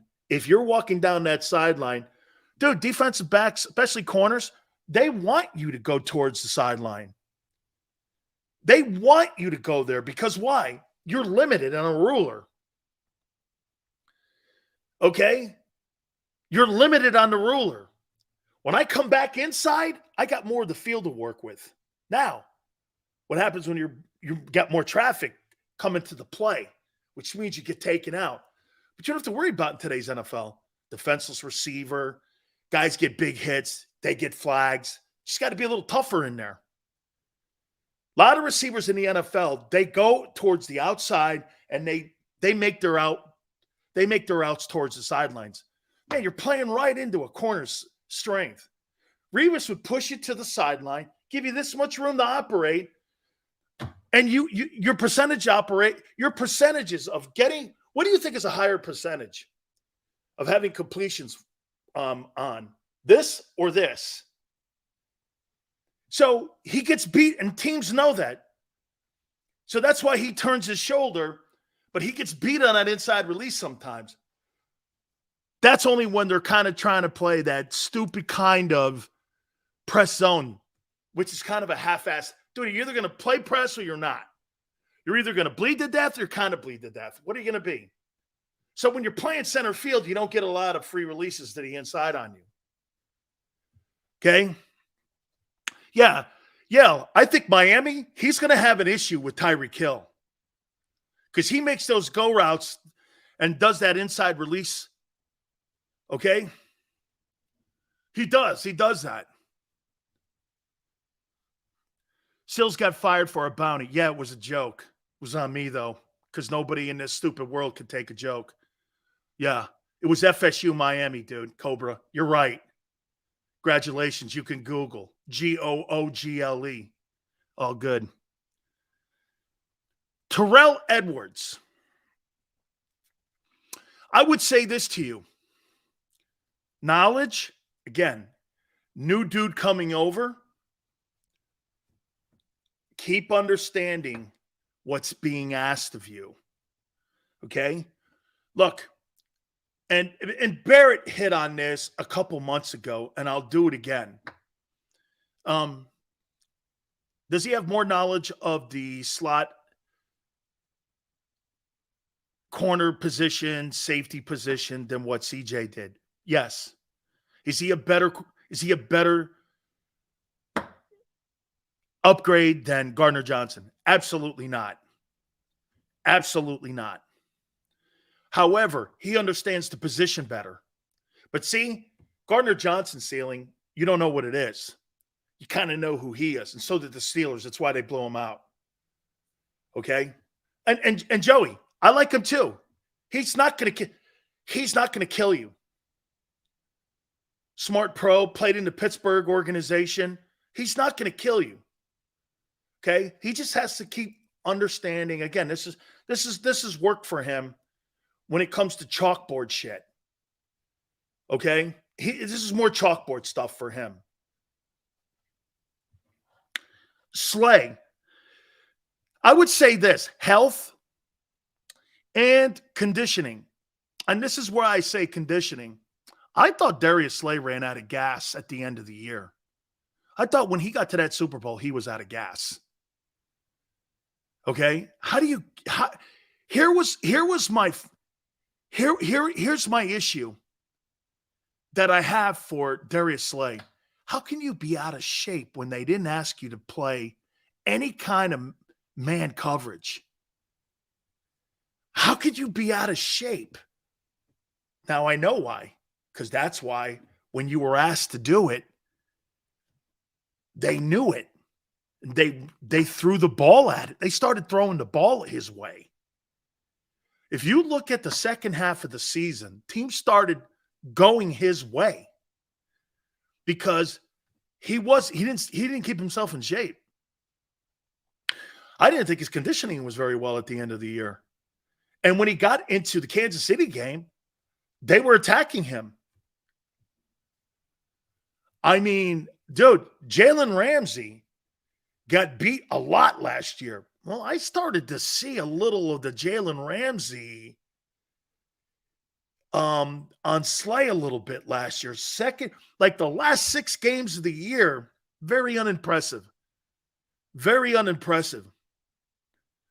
Okay? Yeah, but Yell goes like this. I expect more picks from him.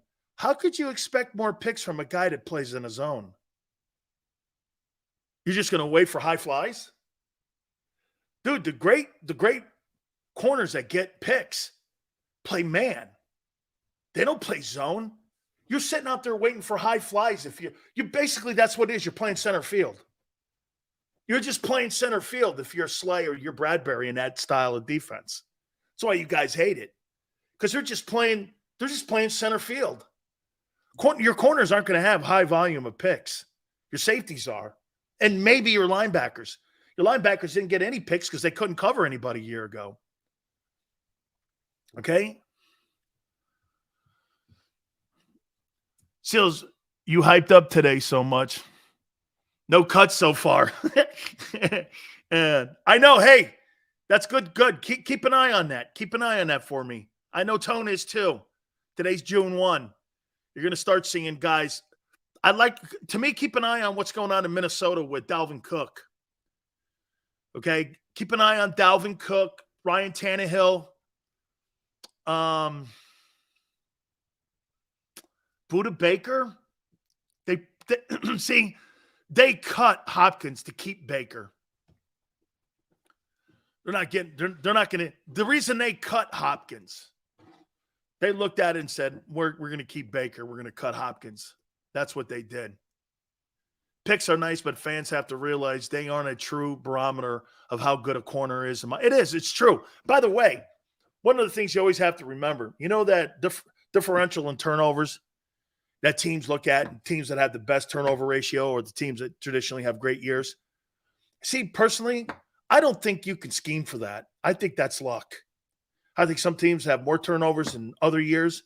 It's just being consistent, in my opinion, on what you do in your scheme. When you get a tip ball and it goes into your corner's hands or it goes into your safety or linebacker's hands, you didn't scheme that up. Turnovers are mistakes made by the quarterback. And in today's NFL, these quarterbacks make rarely any mistakes. So you're getting deflections, poor quarterback play when you played guys like you did a year ago. By the way, somebody help me out. Tone, help me here on this. What did the Eagles finish last year in turnovers defensively, when interceptions? Where did they rank? Yeah, and also in today's NFL, defenses hardly are forcing the action. Right, they're keeping everything underneath. Where did the Eagles rank in turnovers on defense a year ago? I think that's interesting here. Where did they rank in turnovers?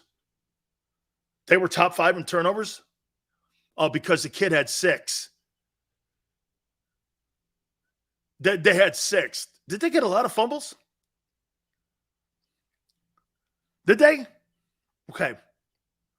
Well, last year, you guys were ranked what? What did you have? Well, you guys are saying top 3. Okay. Yeah, well, Davis Mills, Kenny Pickett, Kirk Cousins. Really a lot of bad quarterback play. This year you got better quarterbacks. Be interesting to see if you keep that number up. Okay.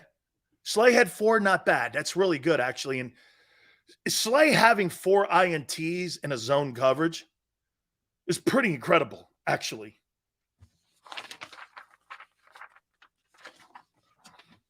That's also, again, so if I were to give an overall sense here of the defense, again, that's how I looked at these guys. We're going to do the offense here in a second.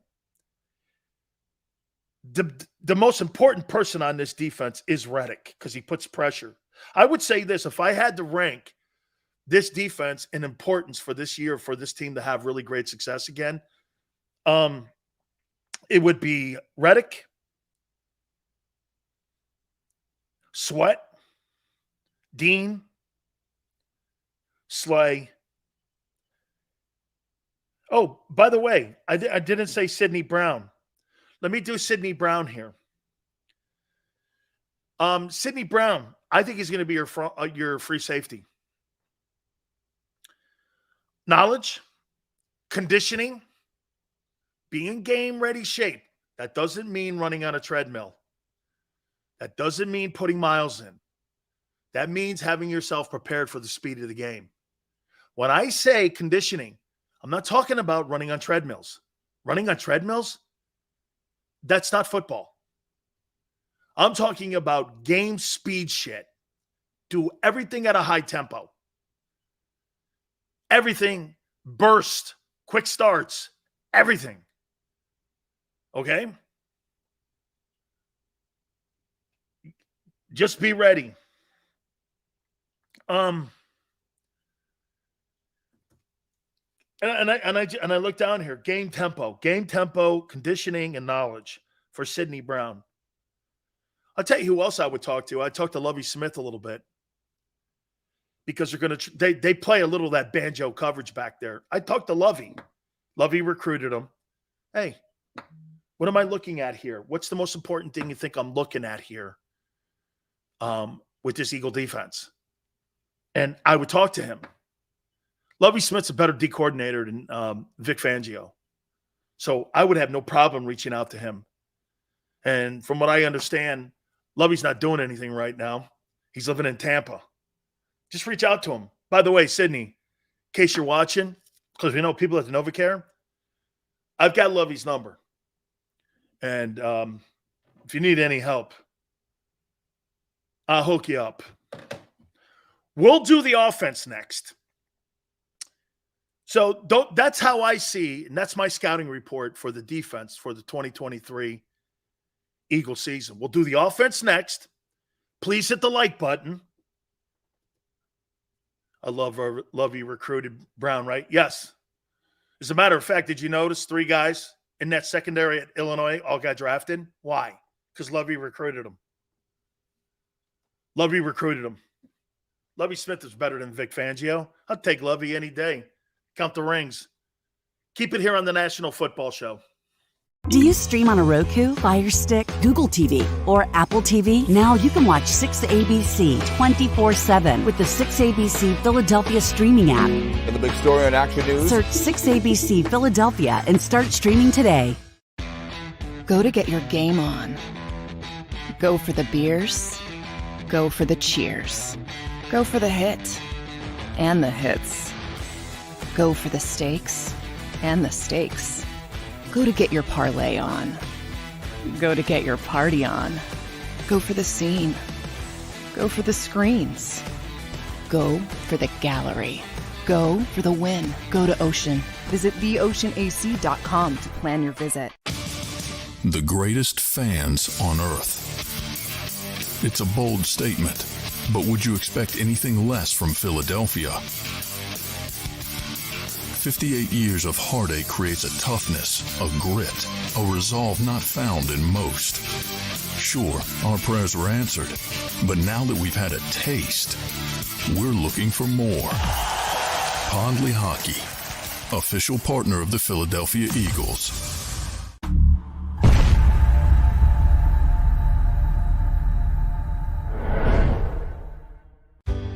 Go passionately. Go fearlessly. Go confidently. Go Birds!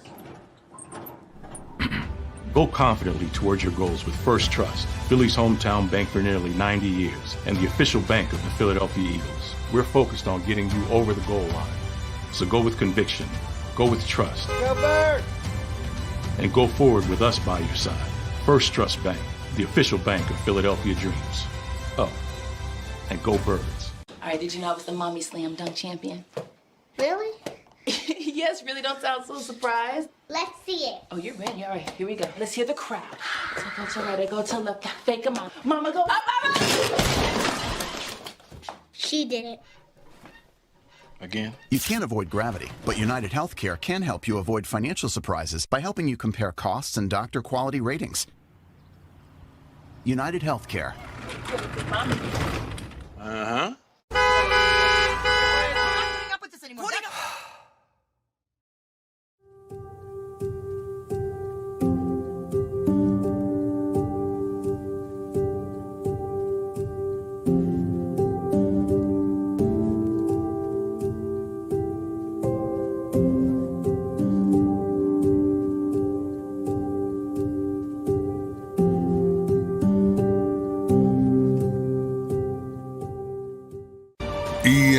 EAGLES, Eagles.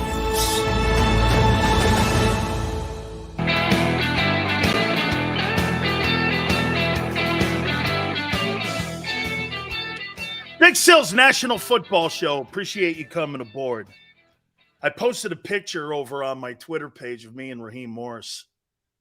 I love Raheem Morris. He's the defensive coordinator of the Los Angeles Rams, and I thought he prematurely got the head coaching job with the Buccaneers.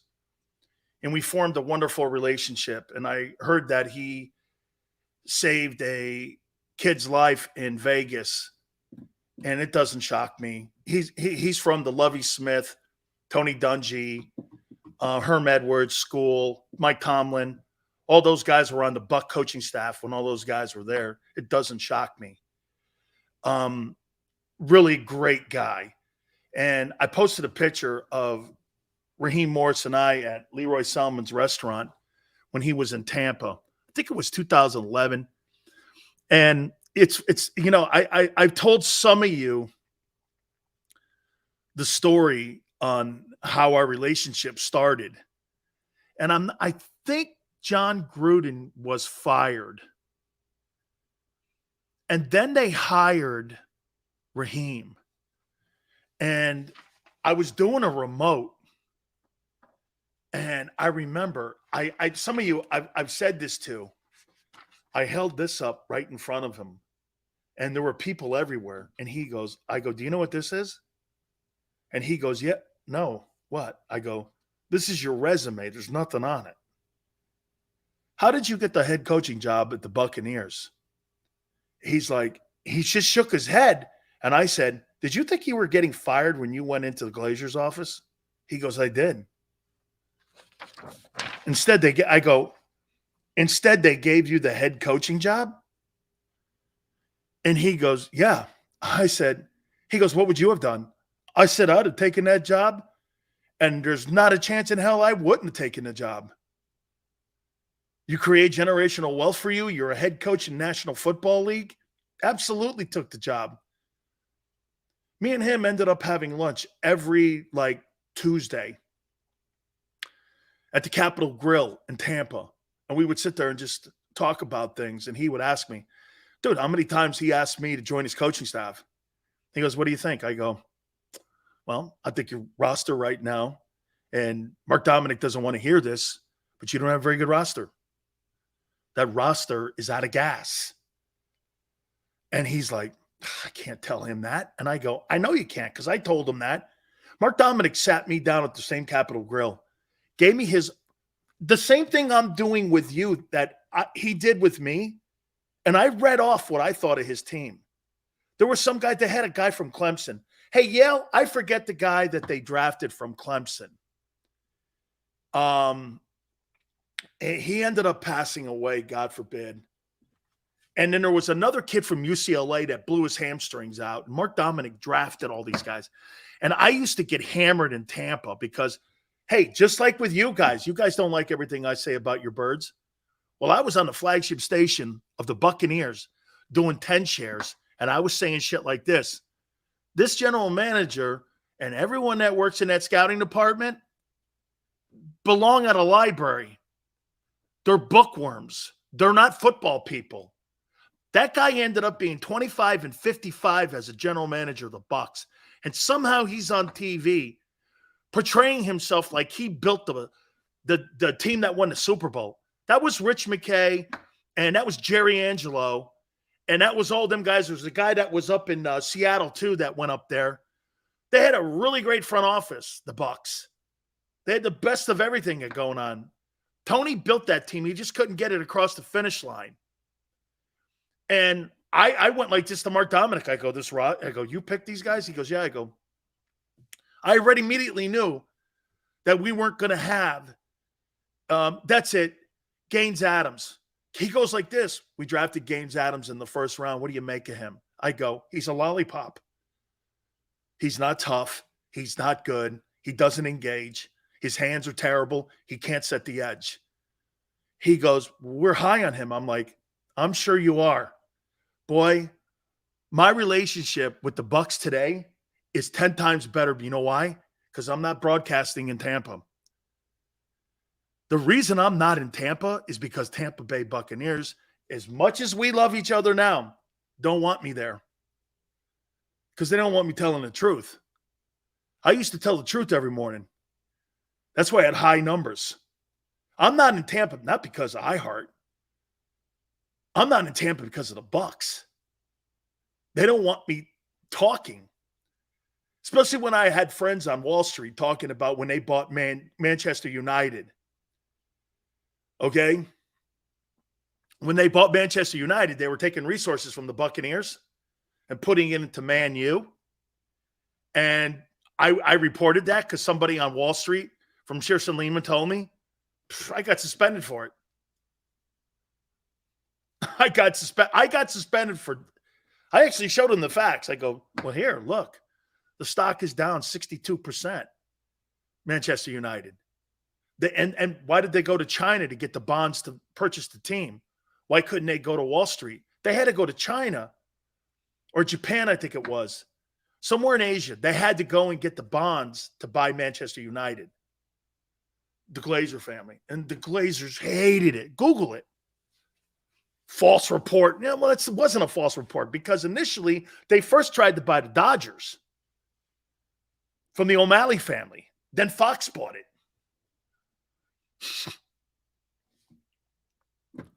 Just I'm not in Tampa because, well, so Dominic and those guys were like, so you don't like this roster? I go, no, there's not one redeeming quality on this roster right now. You got an aging Warwick done. Mike Allstott is starting to run out of gas. I go, Joe Jurevicius is okay, but now you got him in a different system now. You don't have him in Gruden's system. In Gruden's system, Joe Jurevicius was good. Okay? He was good. And Raheem Morris' system, he was terrible. So, yeah. That's how that whole thing worked out. That's why for me, again, being on the radio never happened. You're not putting me on WIP. You kidding? Do you actually you don't have this kind of sports talk in Philly? Truthful. Or at least, how about this? With an opinion, at least. You don't have that. Everyone's kissing someone's ass. All right. Let's go to the offense now. And let's go here. We're probably going to sweep the top of the hour, Tone. Raheem had a system. I don't know. Hey. I don't know. You know what? I love Raheem now. I do. Me and him had I was disappointed. You know what? And he deserves another opportunity to be a head coach. How about that? You'll give all these other guys opportunities to become coach after coach after coach, Matt Nagy and all these guys.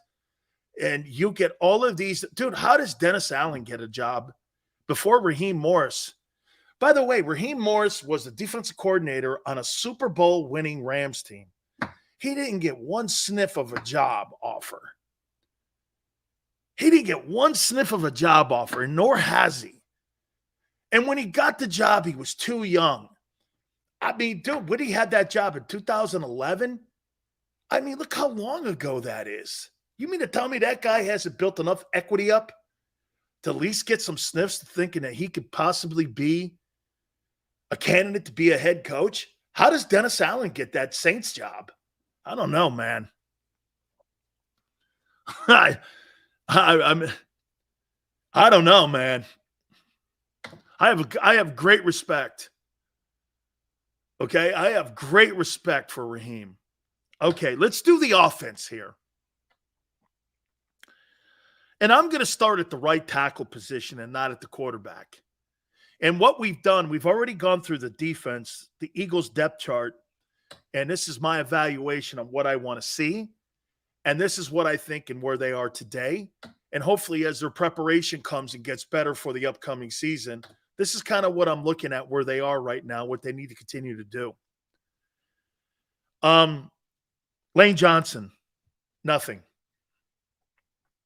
Nothing. You know how many times I say that about a player? Very seldom. There's always something to work on. What would I say? What would be his weakness?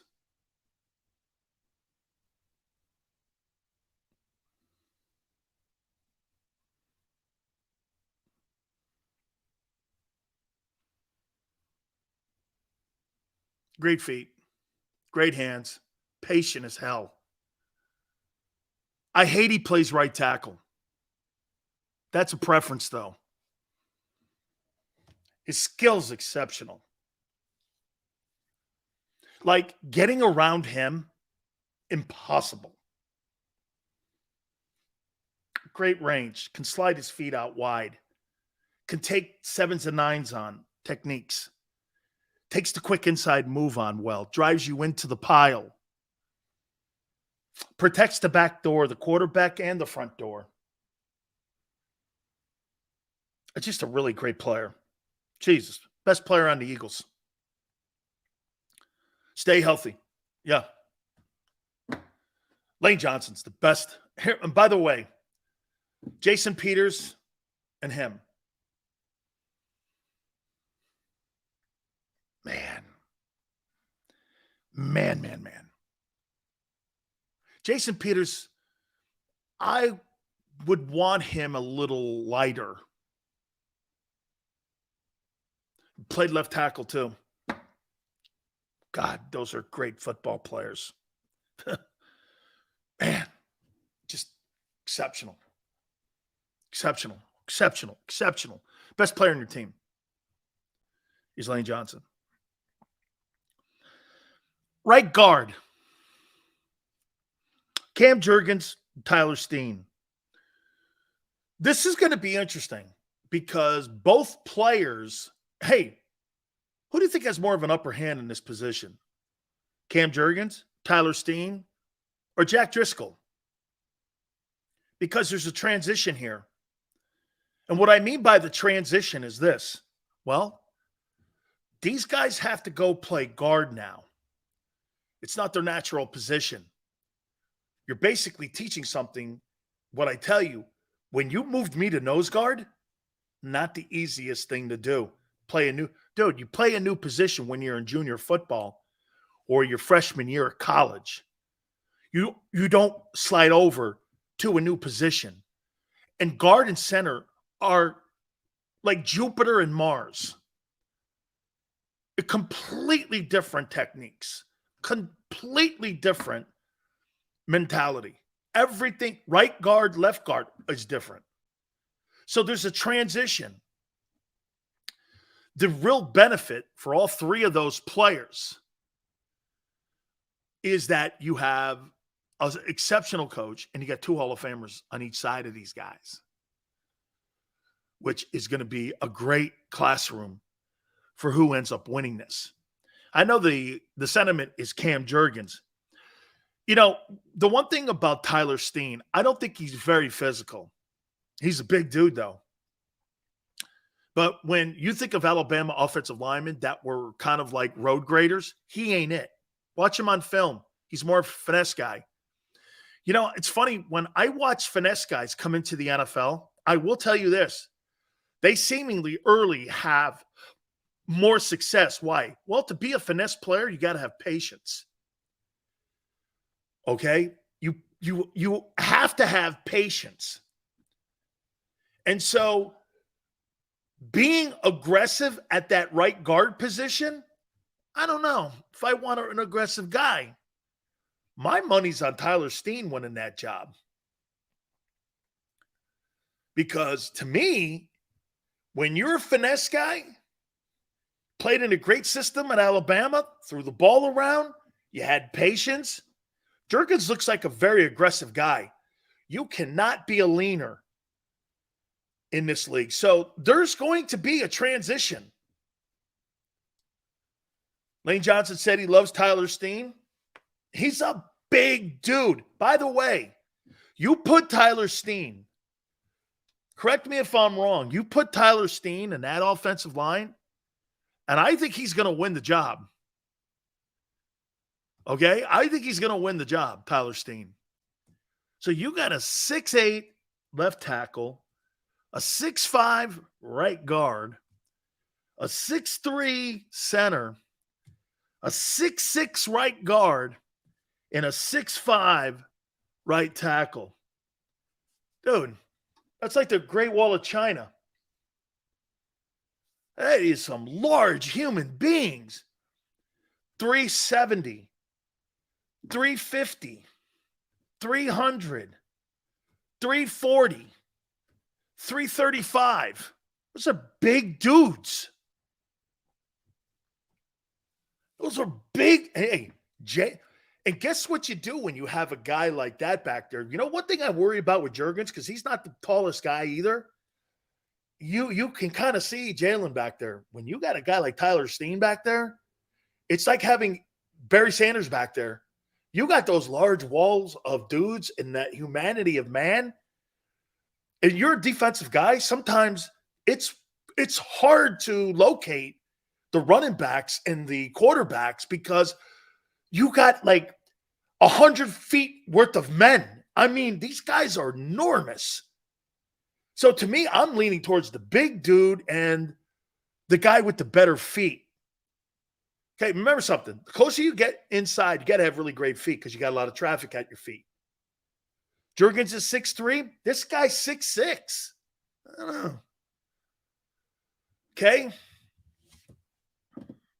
Now, Jalen, too, being not the tallest guy, he'll probably do what Russell Wilson does. He'll do instead of a 7-step, a 9-step. Okay, he'll probably be in that route. But my money's on Tyler Steen winning that job. I don't think Cam Jurgens wins that job. I think he's here. What happens when you get a guy that's really aggressive? He leans. I'll give you guys a quick story here. Mark Stebnoski. You guys remember Mark Stebnoski? Mark Stebnoski was a guard at Pittsburgh, and I played against him at Pitt. Mark was about 6'2", and he couldn't play offensive guard in the NFL at 6'2". You're 6'2", like 275. Okay, something like that. That's way too small to be a guard, even during my time. So they moved him to center. And you know what he did? He was so aggressive, all you did was knock him out of the way. He tried lunging at you. And Cam Jurgens looks like a lunger to me. You got to be way paid. Dude, when you watch Kelsey play the center position, here, how about this? Lane is the best player on the team.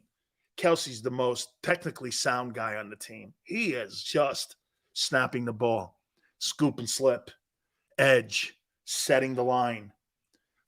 His flat steps to get up to the linebacker are exceptional.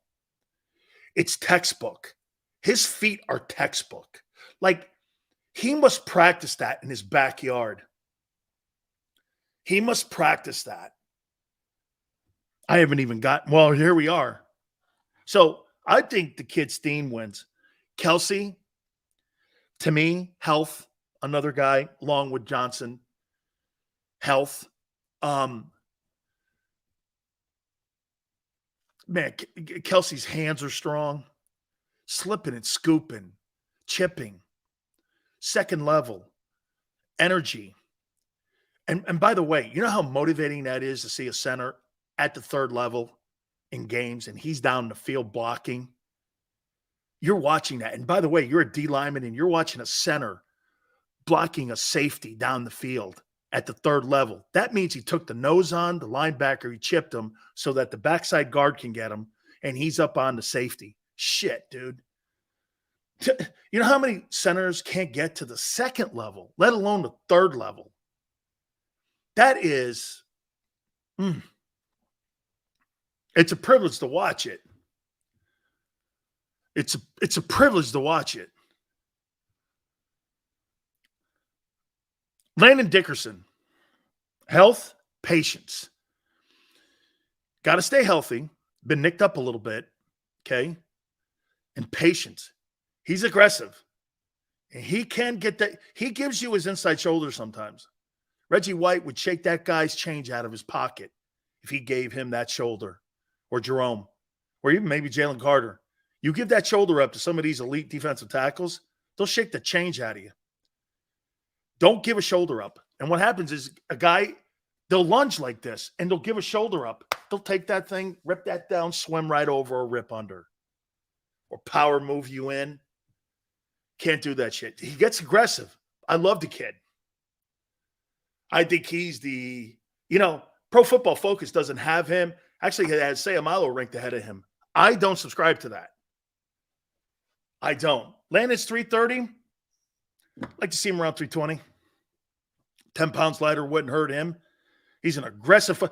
The left side of your offensive line is very aggressive. Very aggressive. Okay? Jordan Mailata, of all the players, you know what's funny?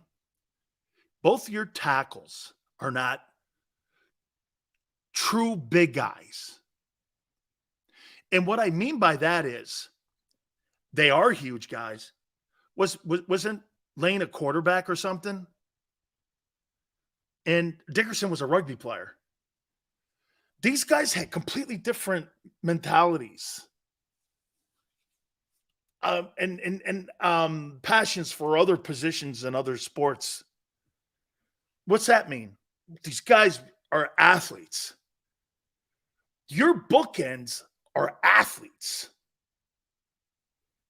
First and foremost, they're athletes. Like, watch this. Jason Peters is not the athlete that Mailata and Lane are. Okay? He's not the athlete. These two guys are tremendous athletes. You could see it in their feet. And, hey, how much of an athlete do you think you have to be to make $15, $16 million and you never played pro football 5 years ago? Have you ever tied that in? Lane regularly talks about fighting to keep his weight on because he was a naturally smaller guy. Think about how great of an athlete Jordan Mailata is. So this guy just decided to pick up being a surgeon one day 5 years ago, and he's a surgeon? I mean, like, all of a sudden he just decided to be a baseball player. And now he's one of the top baseball players in the league, and he's making the top money. That's what he did. I heard stories. Jeff Stoutland said that this guy couldn't even put a chin strap on. Slide your feet, work a 7 technique, and this guy couldn't put a helmet on? He didn't know how to put his shoulder pads on. Dude. Stay in the play. And what I mean by that for Jordan Mailata, stay in the play. If you get beat on that first play, don't give up on it. He has a tendency to get beat on the second move. Stay into play. Keep battling. I'm not saying he's quitting. I'm saying that he needs to improve his technique a little more on the second move. There's a lot of effort guys out there now. And effort guys are playing a lot in the NFL. Like the kid in Kansas City that played at Purdue. He's an effort guy. Aiden Hutchinson. He's an effort guy. Effort guys could give him trouble because if you beat him on the first initial move, Jordan, because of his lack of knowledge of the game, that's what this comes down to. Just not working the knowledge of the game because he has only played a few years. Okay? Just keep working the technique. Keep getting better. It just makes common sense. The reason that he gets beat on the second move, he hasn't played the position long enough. It's not a rip. It's just reps. This guy here is going to get so good. Okay? He is going to be a superstar football player. Just a superstar. Superstar player. Dallas Goedert. Health, hands. Dude, I love everything about this guy. Size, strength, has a nose for the end zone. He's physical when he catches the ball. He's looking to score every freaking time. He's great at blocking linebackers, but he'll drop one out of every 3 passes. Got to improve. I don't get that jug gun out there, catch 1,000 passes, just like Michael Jordan or Magic Johnson and Larry Bird would take 1,000 shots. You got to take as many of those passes when no one's around, and you have got to improve your hands. And he's already exceptional. He could be the best tight end in the National Football League if he continues to improve his hands. For him, this guy here, it's health and hands. Okay? If he keeps himself healthy and he improves his hands, he could be the best tight end in the NFL. Okay?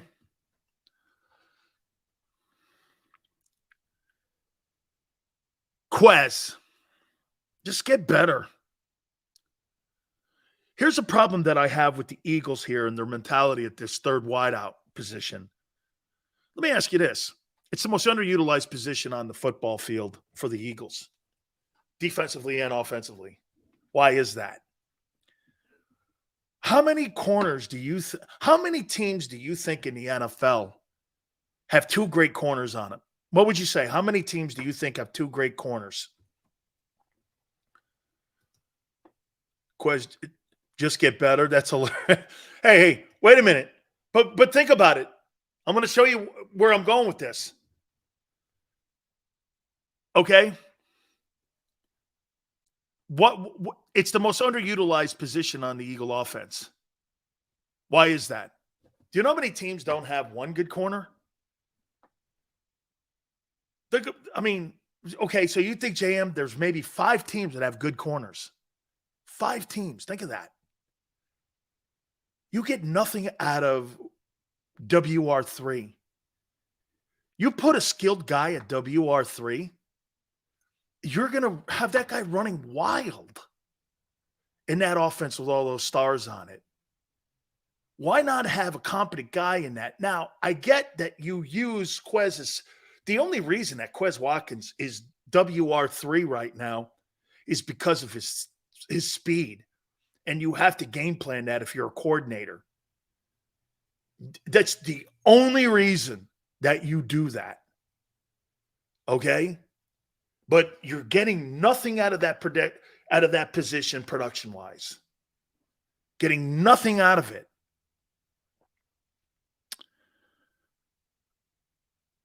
WR2, Devontae Smith.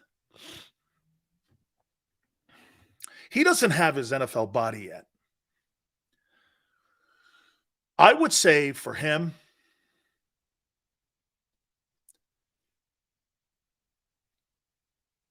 It's more of a physical thing. Get your NFL body. His route running is precise. He runs a 14-yard route, ins and outs, slants, posts, seams. His route running, his hands are way above average.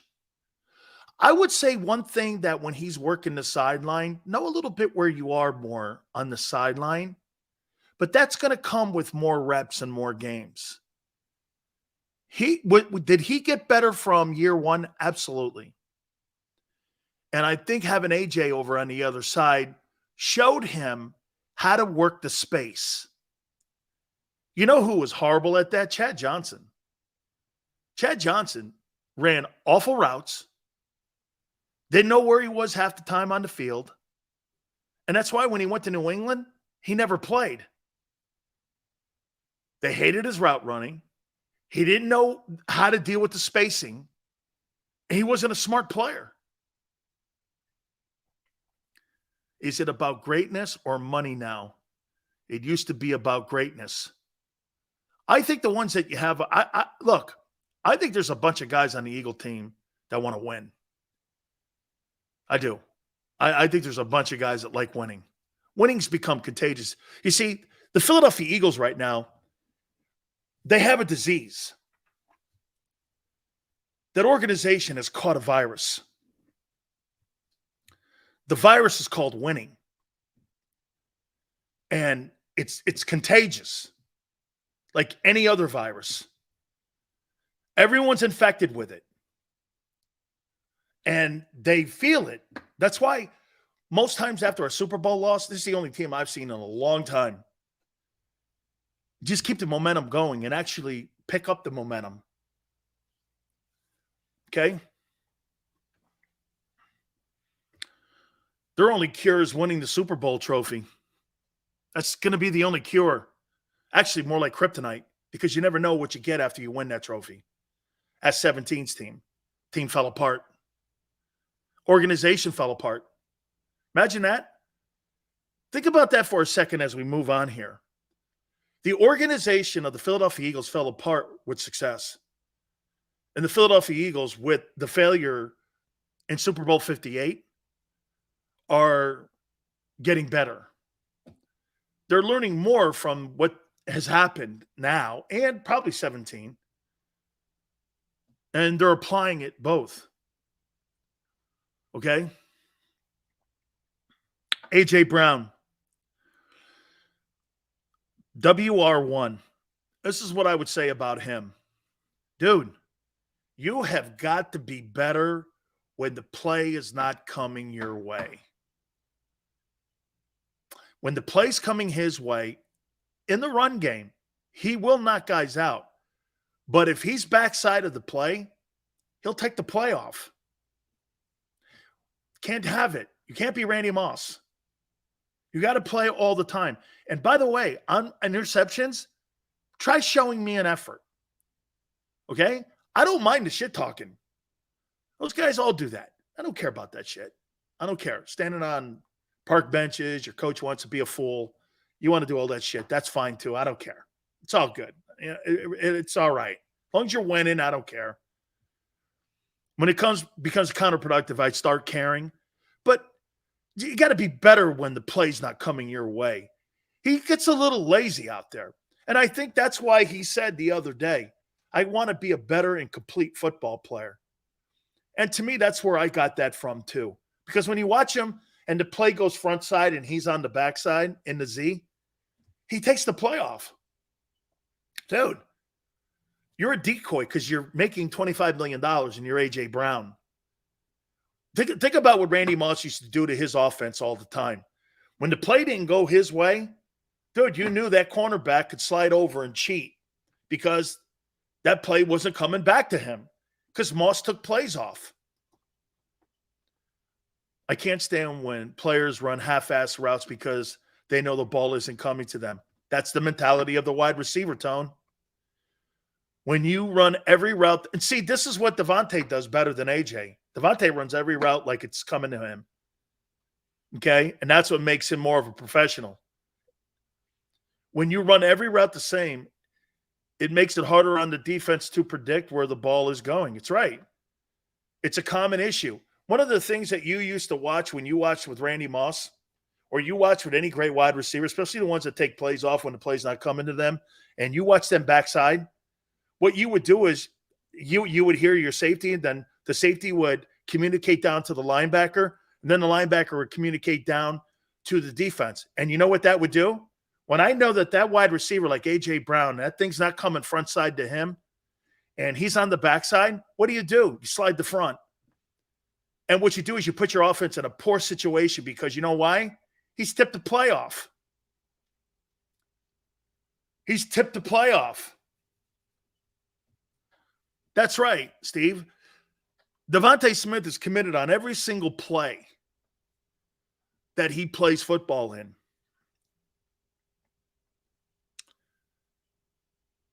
Running back, DeAndre Swift. Find your role. Health. Got to find a role. What's his role going to be? I don't want it to just be, well, here's 200 carries. See what you can do. You're not utilizing him enough if you're just going to go down that one ruler lane. He's a really good pass catcher. He's good. I'll tell you this. You know the difference between him? Watch him on tape. YouTube him. He doesn't run to contact. Okay? He's got better vision than Miles Sanders does. He's better in open space. Catches the ball better. You use that.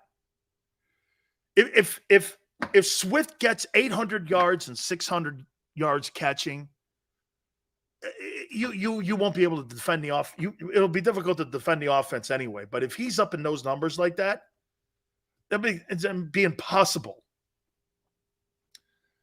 to defend him. Got to find his role.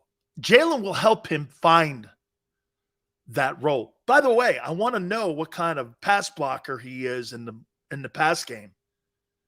Is that going to be something? Not everybody wants to do that. Can he pick up blitzes? Does he know complex schemes? That's going to be an interesting component here. You know, you got the best offensive line in the NFL. You sure do. But for me, finding his role until he becomes an established player is how he has to have the mentality. Okay? What's my role going to be? Tone says, Devontae Smith doesn't get enough credit in run blocking situations. It's ugly, but he gets enough push to create space. He commits to everything that takes place on the turf. That's why I want him to get bigger. I don't need him at a $190 slamming into corners or slamming into safeties. Get a little bigger. Hey, he gets in the way right now. And by the way, he doesn't have a problem doing it. You know, I tell you, what I love about him, and again, I think Nolan Smith being on the team has this kind of personality too. I have never seen a kid who came out of college, who won the Heisman Trophy, who's a wide receiver, ever not complain about something. And when he got a goose egg in one of those early games last year, never said shit about it. Never said shit about it. And in today's NFL, I think wide receivers would be okay with this. 14 catches, 140 yards, 2 touchdowns, and a loss. And they wouldn't cry about it. I mean, now Jalen Hurts.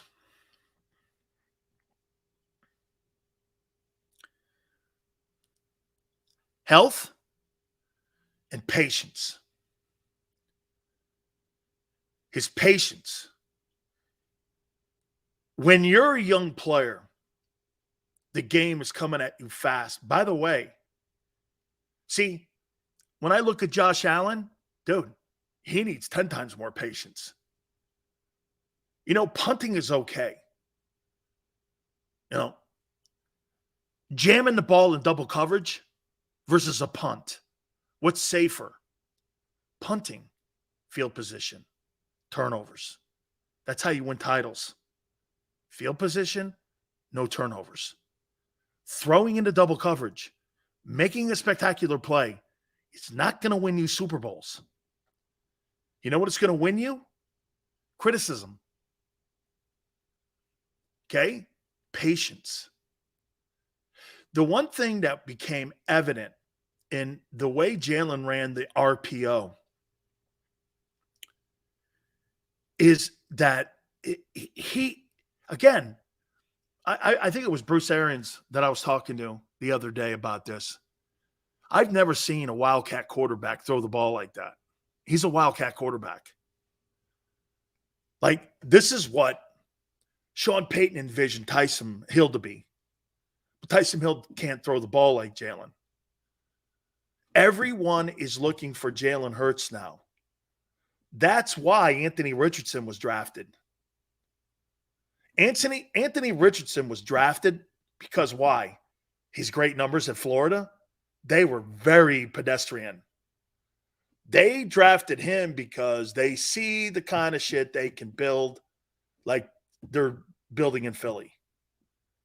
They're going to take lesser statistical. Get this. Who won the Heisman last year?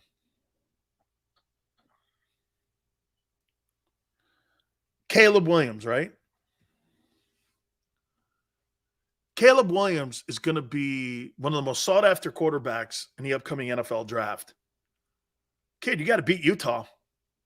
When I watch Caleb Williams play, can I tell you who I see? Zach Wilson. You got to beat Utah. You got to win the Pac-12. I mean, I don't know. Everyone's good luck. I don't know. I think you got to win games. I mean, I think you got to win important games. And Lincoln Riley's never had a quarterback win significant games for him. Ever. None. Big 12 titles is significant? Okay. It's the worst of the Power 5 conferences because nobody plays defense in that conference. And now you got the Pac-12.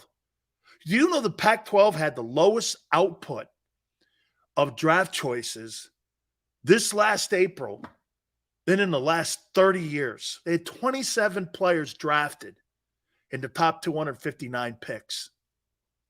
Or the 259 picks. They only had 27 players drafted. The SEC had 69. Who are you playing against? I don't know. Okay? And if you're a defensive football player, you don't play at Southern Cal anymore. Ronnie Lott doesn't go to Southern Cal anymore. You go to Utah and play for Kyle Whittingham. I mean, the great defensive mind of Lincoln Riley. I love that you guys, somebody, what is it, John Ritchie, was touting some bullshit that Lincoln Riley was going to be the head coach of the Eagles.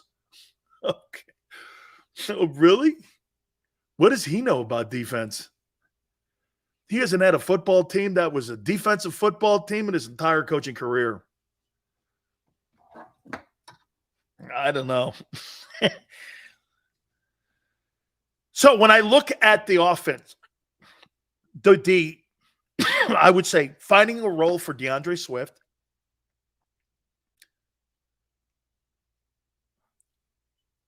the right guard position, okay?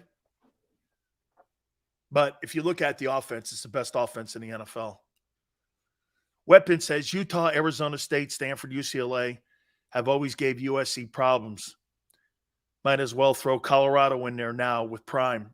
Weapon, I'll say this to you. If you look at the Colorado schedule now, Prime be lucky to win 4 ball games this coming season. It's a shit hire. He should have been the Auburn head coach.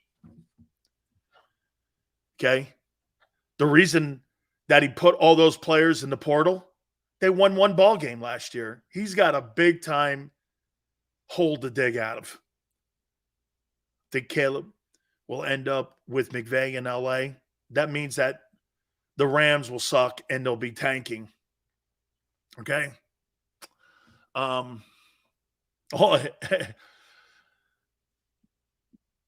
So all I'm saying to you is that Hugh Freeze gets the job at Auburn because of his great qualifications of working a porn site. And you send him to like one of the worst programs in the country. That thing hasn't been good since McCarthy was there. Was it Bill McCarthy? They haven't been good since they won the national title back in the day. When Eric Bieniemy was there, actually. All right, I got to take a timeout. Please hit the like button. Keep it here on the National Football Show.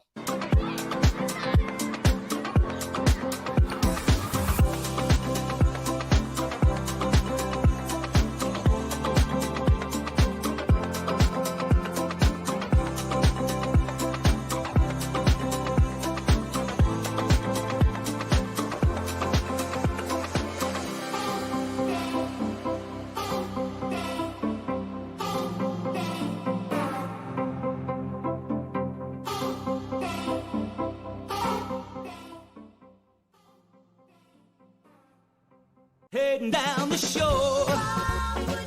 Have a ball once more. Here, imaginations run wild and time stands still. Because here, you can find the best of the Jersey Shore, all on one 5-mile island. So leave the old you behind and get lost in the woods. Wild, wild, wildwood days.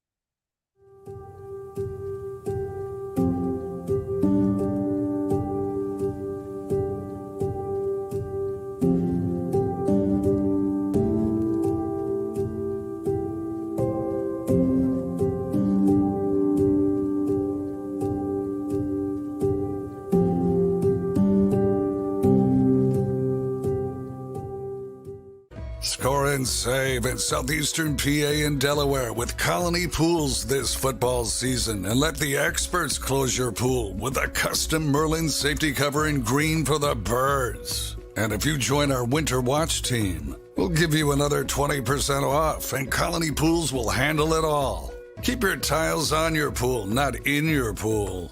Fly with Colony right now, Birds fans. Visit flywithcolony.com. Hi everybody, my name's Jason Lombardi. I'm an inspector at DryTech. At DryTech we offer 3 major services, the first one being basement waterproofing. The second service we offer is foundation and structural repairs. And then the third service that we offer is mold remediation. If you feel you are having a waterproofing issue, give DryTech a call or check us out online.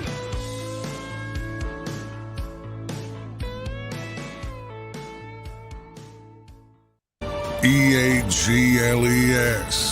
Eagles.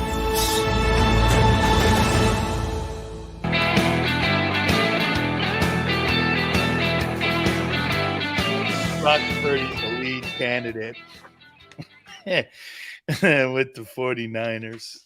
Jesus Christ. Brock Purdy. Dude, I think he's good too. I do. I'm not saying nothing there, man, but would you fire John Lynch for that? Even if the kid pans out, would you fire him for that? I don't know, man. You gave up 3 ones to draft Brock Purdy. No, excuse me, Trey Lance. Hey, who do you think? Who would you want on your team right now? Or better yet, here, let me ask you this. Who has a better NFL career? Trey Lance, Jordan Love, or Zach Wilson?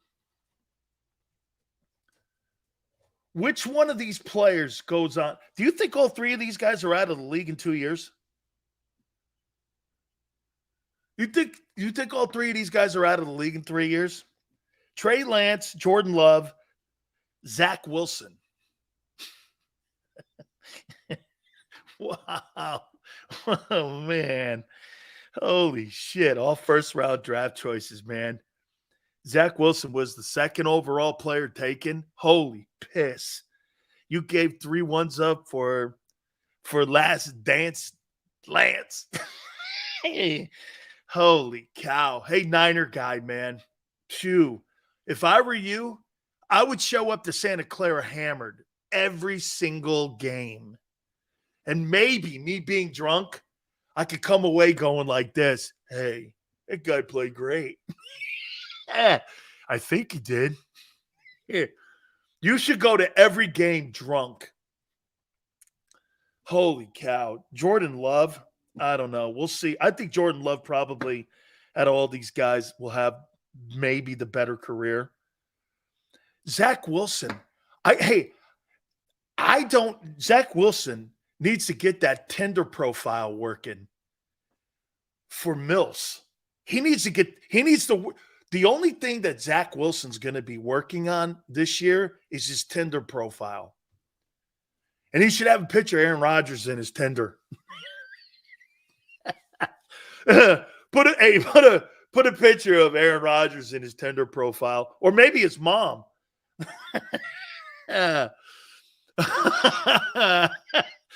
I don't know, man. Hey, Zach, you're a good-looking kid. What are you doing this offseason? Well, I've been working on my Tinder profile. Your Tinder profile? Yeah, I got to work on myself a little bit since I'm not going to be playing quarterback in the New York Jets like ever. Ooh, man. Get this. If you traded Zach Wilson, put him on the open market to see if anybody wanted him, what would you get for him? Would you get anything? What would I give for him? If I were the Eagles, he'll be on Bumble. Oh man, Bumble man. Aren't those like really like, the secondary chicks and stuff? Hey, how you doing there, Zachary? Isn't Bumble like the grandmother like Tinder thing? Isn't that like grandma's Tinder? Like Bumble? It's like for grandmas. Eagles liked him. I do think they liked him. To be fair, Lance, he could be good. We just have never seen him play. He's been injured this summer.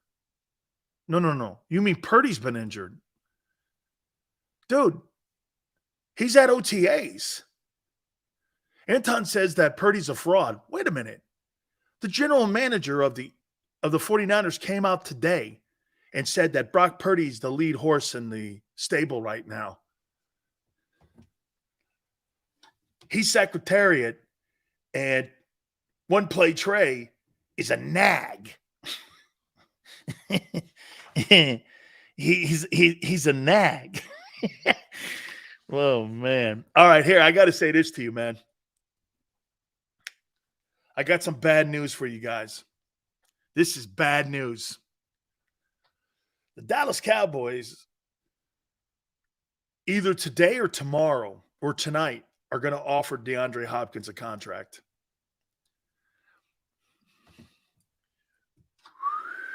Ooh. I don't know. Hey, by the way, they put him on that team. They do have a top 10 roster. They do have a top 10. If they put him on that. He won't take it, Neil says. Dallas sucks. I got that. My prediction with Jordan Love, he'll throw for 4,000 yards this season. Love to Christian Watson. Will be one of the best duos in the NFL. Is Christian Watson the kid from North Dakota State? Not me. Dude. North Dakota State? Nah, that ain't cutting it. And I don't know. I don't want anything from North Carolina except maybe food. Yeah. Dude, I don't want anything sports-wise from North Dakota. Nothing. Nothing football for sure. I don't want anything. I would get this. If I was Howie Roseman, I would never send a scout. Hey, they got a couple players up at North Dakota. No, you're not going. I'm not. If you're going to go to North Dakota State and you're going to scout players, you're paying out of your own wallet, because I'm not sending anybody to North Dakota State ever again. And nor should any NFL team. They should ban scouts from watching players from that program. They will never be shit out of that program. They don't play anybody. How do you know if a kid's really good? It's a track meet. Don't you get it? The North Dakota State, this is more of a testament. Remember how we were talking about how they rotate all the kids at Georgia? This is kind of something here for North Dakota State, because they play nobody. Watch Trey Lance play and watch how wide open the middle of the field is. What college conference do you ever see nobody in the picture? He was playing 9-on-7. Okay? Oh, don't tell me Elliot Spitzer Shore's from North Dakota State. That would not shock me. Elliot Spitzer Shore, the guy that keeps stats on Jalen Hurts' preseason numbers.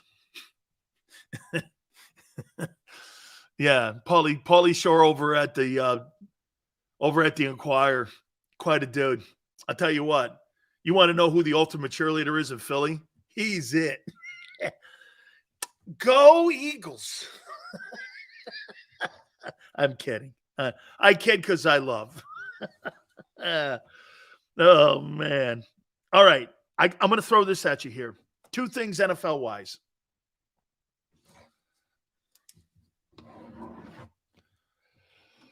So if you're the Rams,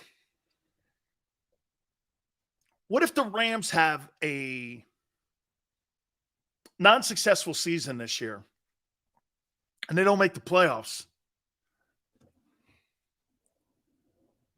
Does McVay? I think McVay steps away after this year, and I think he goes into broadcasting and he becomes the next John Gruden. I think that's what he wants to do. He's making $20 million right now. I think he'll step away from the game. He's a young guy, kind of like John Madden did. I don't even know if he's 40. I don't think he's 40 years old. Okay? But if McVay steps away from that job and the Rams don't make the postseason, wow. Remember I said, hey, they won a Super Bowl 2 years ago. It was worth it. But you don't make the playoffs 2 years in a row with bad teams. And you got Aaron Donald on the team who's talking retirement. You got a quarterback who gave you 1 year. You got a coach who doesn't really want to be there. Man, I'll tell you what. The Rams have a big year this year. Anton goes, the Rams have the worst roster in the NFL. I wouldn't say NFL. I might say NFC. And get this, that's with Aaron Donald on it and Cooper Kupp. He's 37, Kyle. Yeah, John Madden retired when he was 38 from the Raiders. It just looks like, to me, that's funny you should say that, Yale, because that's kind of where I'm. Would McVay want to go to the Raiders? To coach the Raiders? Would the Rams tank the season to get Caleb Williams? They got a big year coming up. That's a big year for them. The other comment. Justin Herbert's contract is up. Justin Herbert hasn't won a playoff game. I'm a big fan of this guy. I am a huge fan of Justin Herbert. I know the kid. I've posted pictures with me and him. He's an enormously tall kid. I mean, he's all of 6'7". He's a big dude. You know, he's shockingly tall. He's like Cam. He's a big dude. But our Brandon Staley, they haven't won I can't remember the last time the Chargers won a playoff game. He is such a good football player. But man, at the end of the day, do you really want to play in Los Angeles with the Spanos family if you're Justin Herbert and you can't win playoff games and you got poor management? I think Tom Telesco, he's a friend. I think Tom is a heck of a general manager, but I think his hands are tied with money because the Spanos family, the brother and sister are fighting over money. And since the old man died, the brothers and they're trying to steal the team away from one another. Okay?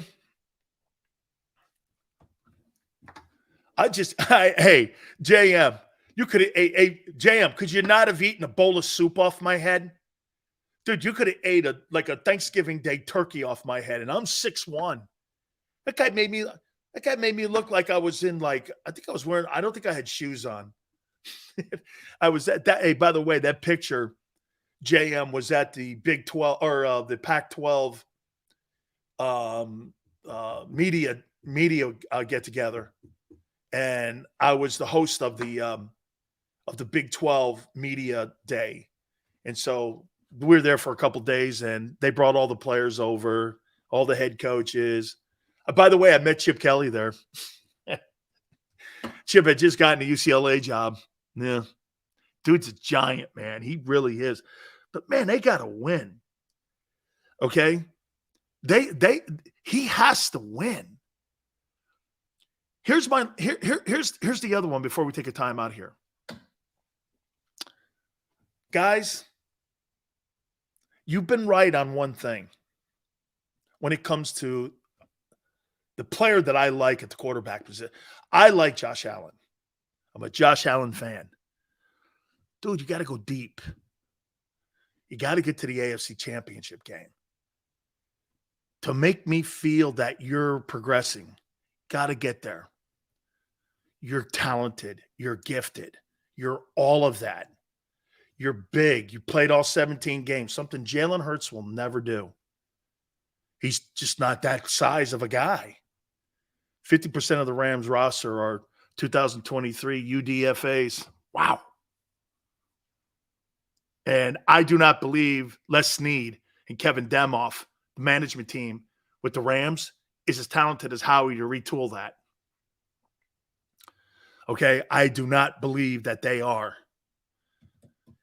So, I mean, dude, he's got to go deeper now. Watch this. Isn't it funny? When I talk about Herbert now and Allen, it's more of this when it comes to these guys. I don't give a shit about the regular season. Like when I talk about Patrick Mahomes now, I don't talk about Patrick Mahomes throwing for 50 touchdowns or 40 touchdowns. I expect that. I expect them to be in the AFC title game now. I expect that. So, I mean, when someone goes, wow, did you see they got to another AFC title game? Well, shit, man.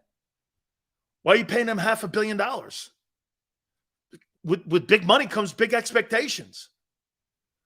Why am I going to thank somebody for not robbing a bank? Congratulations. That's who I thought you were. I'm not going to pat you on the back for common or for expectations that I have for you. Okay? Allen's got to go deeper. Okay. I'm going to give you my take on Jalen this year. I really thought we really looked at that roster and gave you a scouting report on the Eagles. I'm going to do one last thing on Jalen here. Hit the like button. Keep it here on the National Football Show. Do you stream on a Roku, Fire Stick, Google TV, or Apple TV? Now you can watch 6ABC 24/7 with the 6ABC Philadelphia streaming app. And the big story on Action News. Search 6ABC Philadelphia and start streaming today. Go to get your game on. Go for the beers. Go for the cheers. Go for the hit and the hits. Go for the stakes and the stakes. Go to get your parlay on. Go to get your party on. Go for the scene. Go for the screens. Go for the gallery. Go for the win. Go to Ocean. Visit theoceanac.com to plan your visit.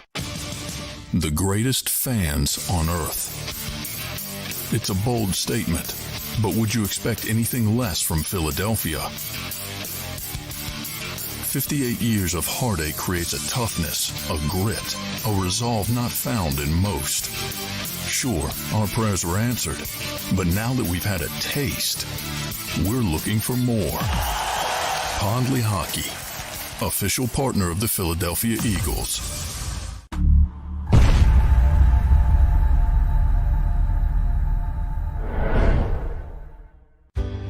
Go passionately.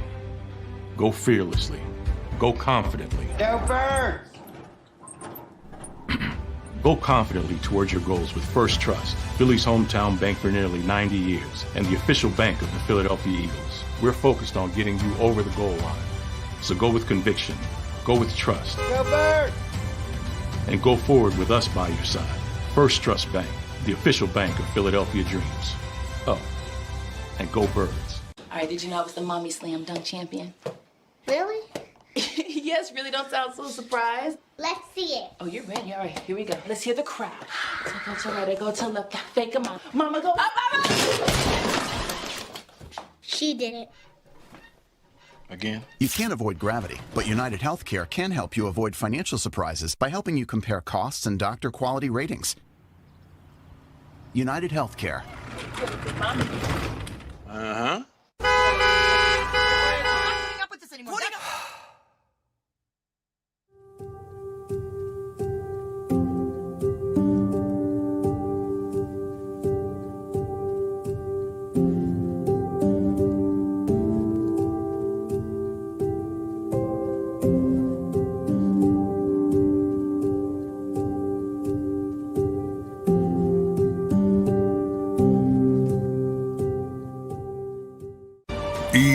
EAGLES, Eagles.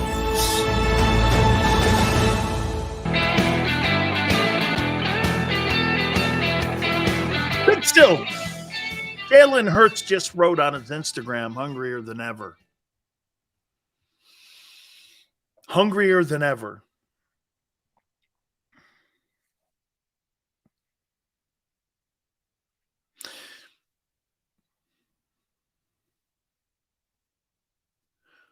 How high do you set the expectations for him? I'll tell you this, of any football player and any quarterback the Eagles have had during the Super Bowl era, there has never been more expectations on one player than Jalen Hurts now. That includes Carson Wentz. Even after the Super Bowl, there is more expectations because of the failures of Wentz. Now, were there expectations for Wentz to go back? You know what everybody I thought about Carson Wentz after? Hey, can you imagine if you're Carson Wentz? You have an MVP year. You pretty much 80% of the season that year in 17 was completely on your side of the aisle of an argument that you were responsible for the Eagles winning the Super Bowl.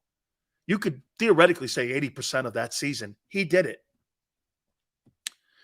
But it's like it's like running 3/4 of a race and not finishing the finish line. It's like you win the race, like you're Usain Bolt, and you're running and you're out in front and you stop. And someone else crosses the finish line. You imagine the doubt you must have had. Can I do it myself? Can I do it myself? And then you got people in the media, you got locker room people, you had so many things. And personally, you guys are right. Mentally, he's not set up that way to combat that kind of energy and that kind. It's not criticism, it's expectation. He couldn't departmentalize that. Because you know why? Half the team didn't trust him.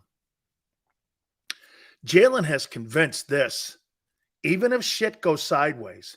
Let me tell you something. I would say this to you about Hurts. Hurts will get more in his locker room. You know, I heard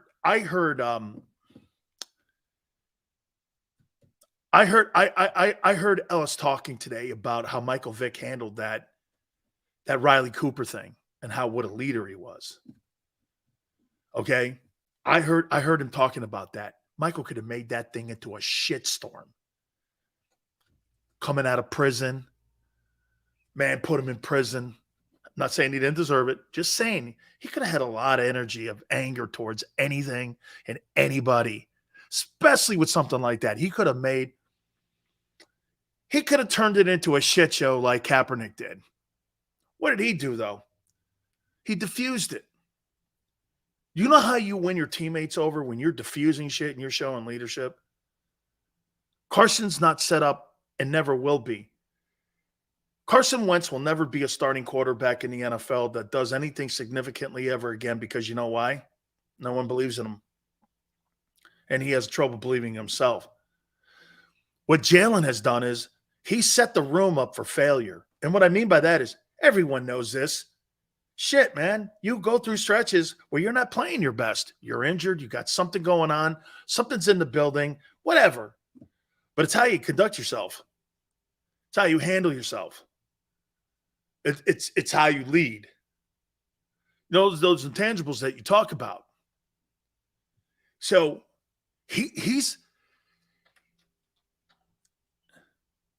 Jalen has put the choir together.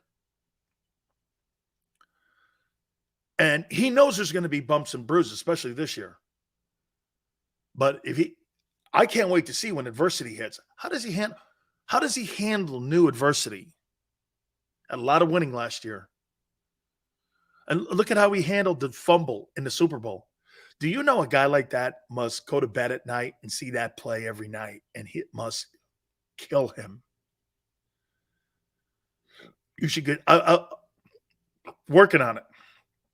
He must see that play every night like a tidal wave. Damn. Dude, trust me. There's things you have in your career. You just do this. Fuck, if I did this, or I said this, or I handled myself here, or I did this. I mean, his greatest motivation is the same thing that motivates Brady. They told these two guys, you're not the guy. How many times did they try taking that job away at Michigan? What was the guy's name? Drew Henson? Didn't he back up Brian Griese? They won a national title. Brian Griese was a quarterback. Brady was on the team, but I don't know if he got any significant snaps or anything in that year. May have been redshirted even. I don't know. How many times they tried taking that job away from him? I love how Lloyd Carr back in the day used to go, yeah, Tom Brady's my guy. Dude, you hated him too. Then he had 1 year he started. I think they won 12 games. They won the Orange Bowl or some shit. Gets to the combines, everyone hates his guts. Look at this guy. This guy ain't nobody. Brady fought that. Then he gets drafted in the 6th round. Even his own team passed on him 5 times. Well, the Patriots drafted him. No, the Patriots draft a kid from Michigan. Why not? I like the program. You got smart kids up there. I like smart players. Tell you what, that's another sign of always drafting smart players. That's what Jimmy says. Kick me in the face the next time I draft a dumb player. Okay? And that's what Jalen is. So he just wrote it on his Instagram. Hungrier than ever. Like the money's not in the way. Look at how Aaron Rodgers is handling himself in New York. Big star now. Madison Avenue. He's a jet. Partying. Going to Knick games. Sitting courtside. You know? Dating models. This guy thinks he's Joe Namath. I'm watching Aaron Rodgers, man. I'm going, damn, this guy's in the laboratory in Philly. And Aaron Rodgers is up on Madison Avenue. And he's over his, hey, not that I know anything about scores and what that is, but I heard it's a club that's got a lot of Poles in it. And I'm not talking about people from Poland. But I'm saying I heard, I don't even know if it's still around, Scores or anything like that. I just know that, he's a big TV star now. And Tone, for the records, it's a strip club. I'm kidding. Yeah. Hey, tomorrow Rick Barry's going to join us, man. Get his afterthoughts. And as Dr. Dre would say, the aftermath of game one tonight. I've got the Heat in 6. Okay, I got the Heat in 6. I just don't know. I'm going to go with the Heat tonight. Thank you guys so much. I appreciate it. Xander, Big Joe, Tone, always impactful on our show each and Tone's made our show better. There's just no doubt about it. He's made our show better.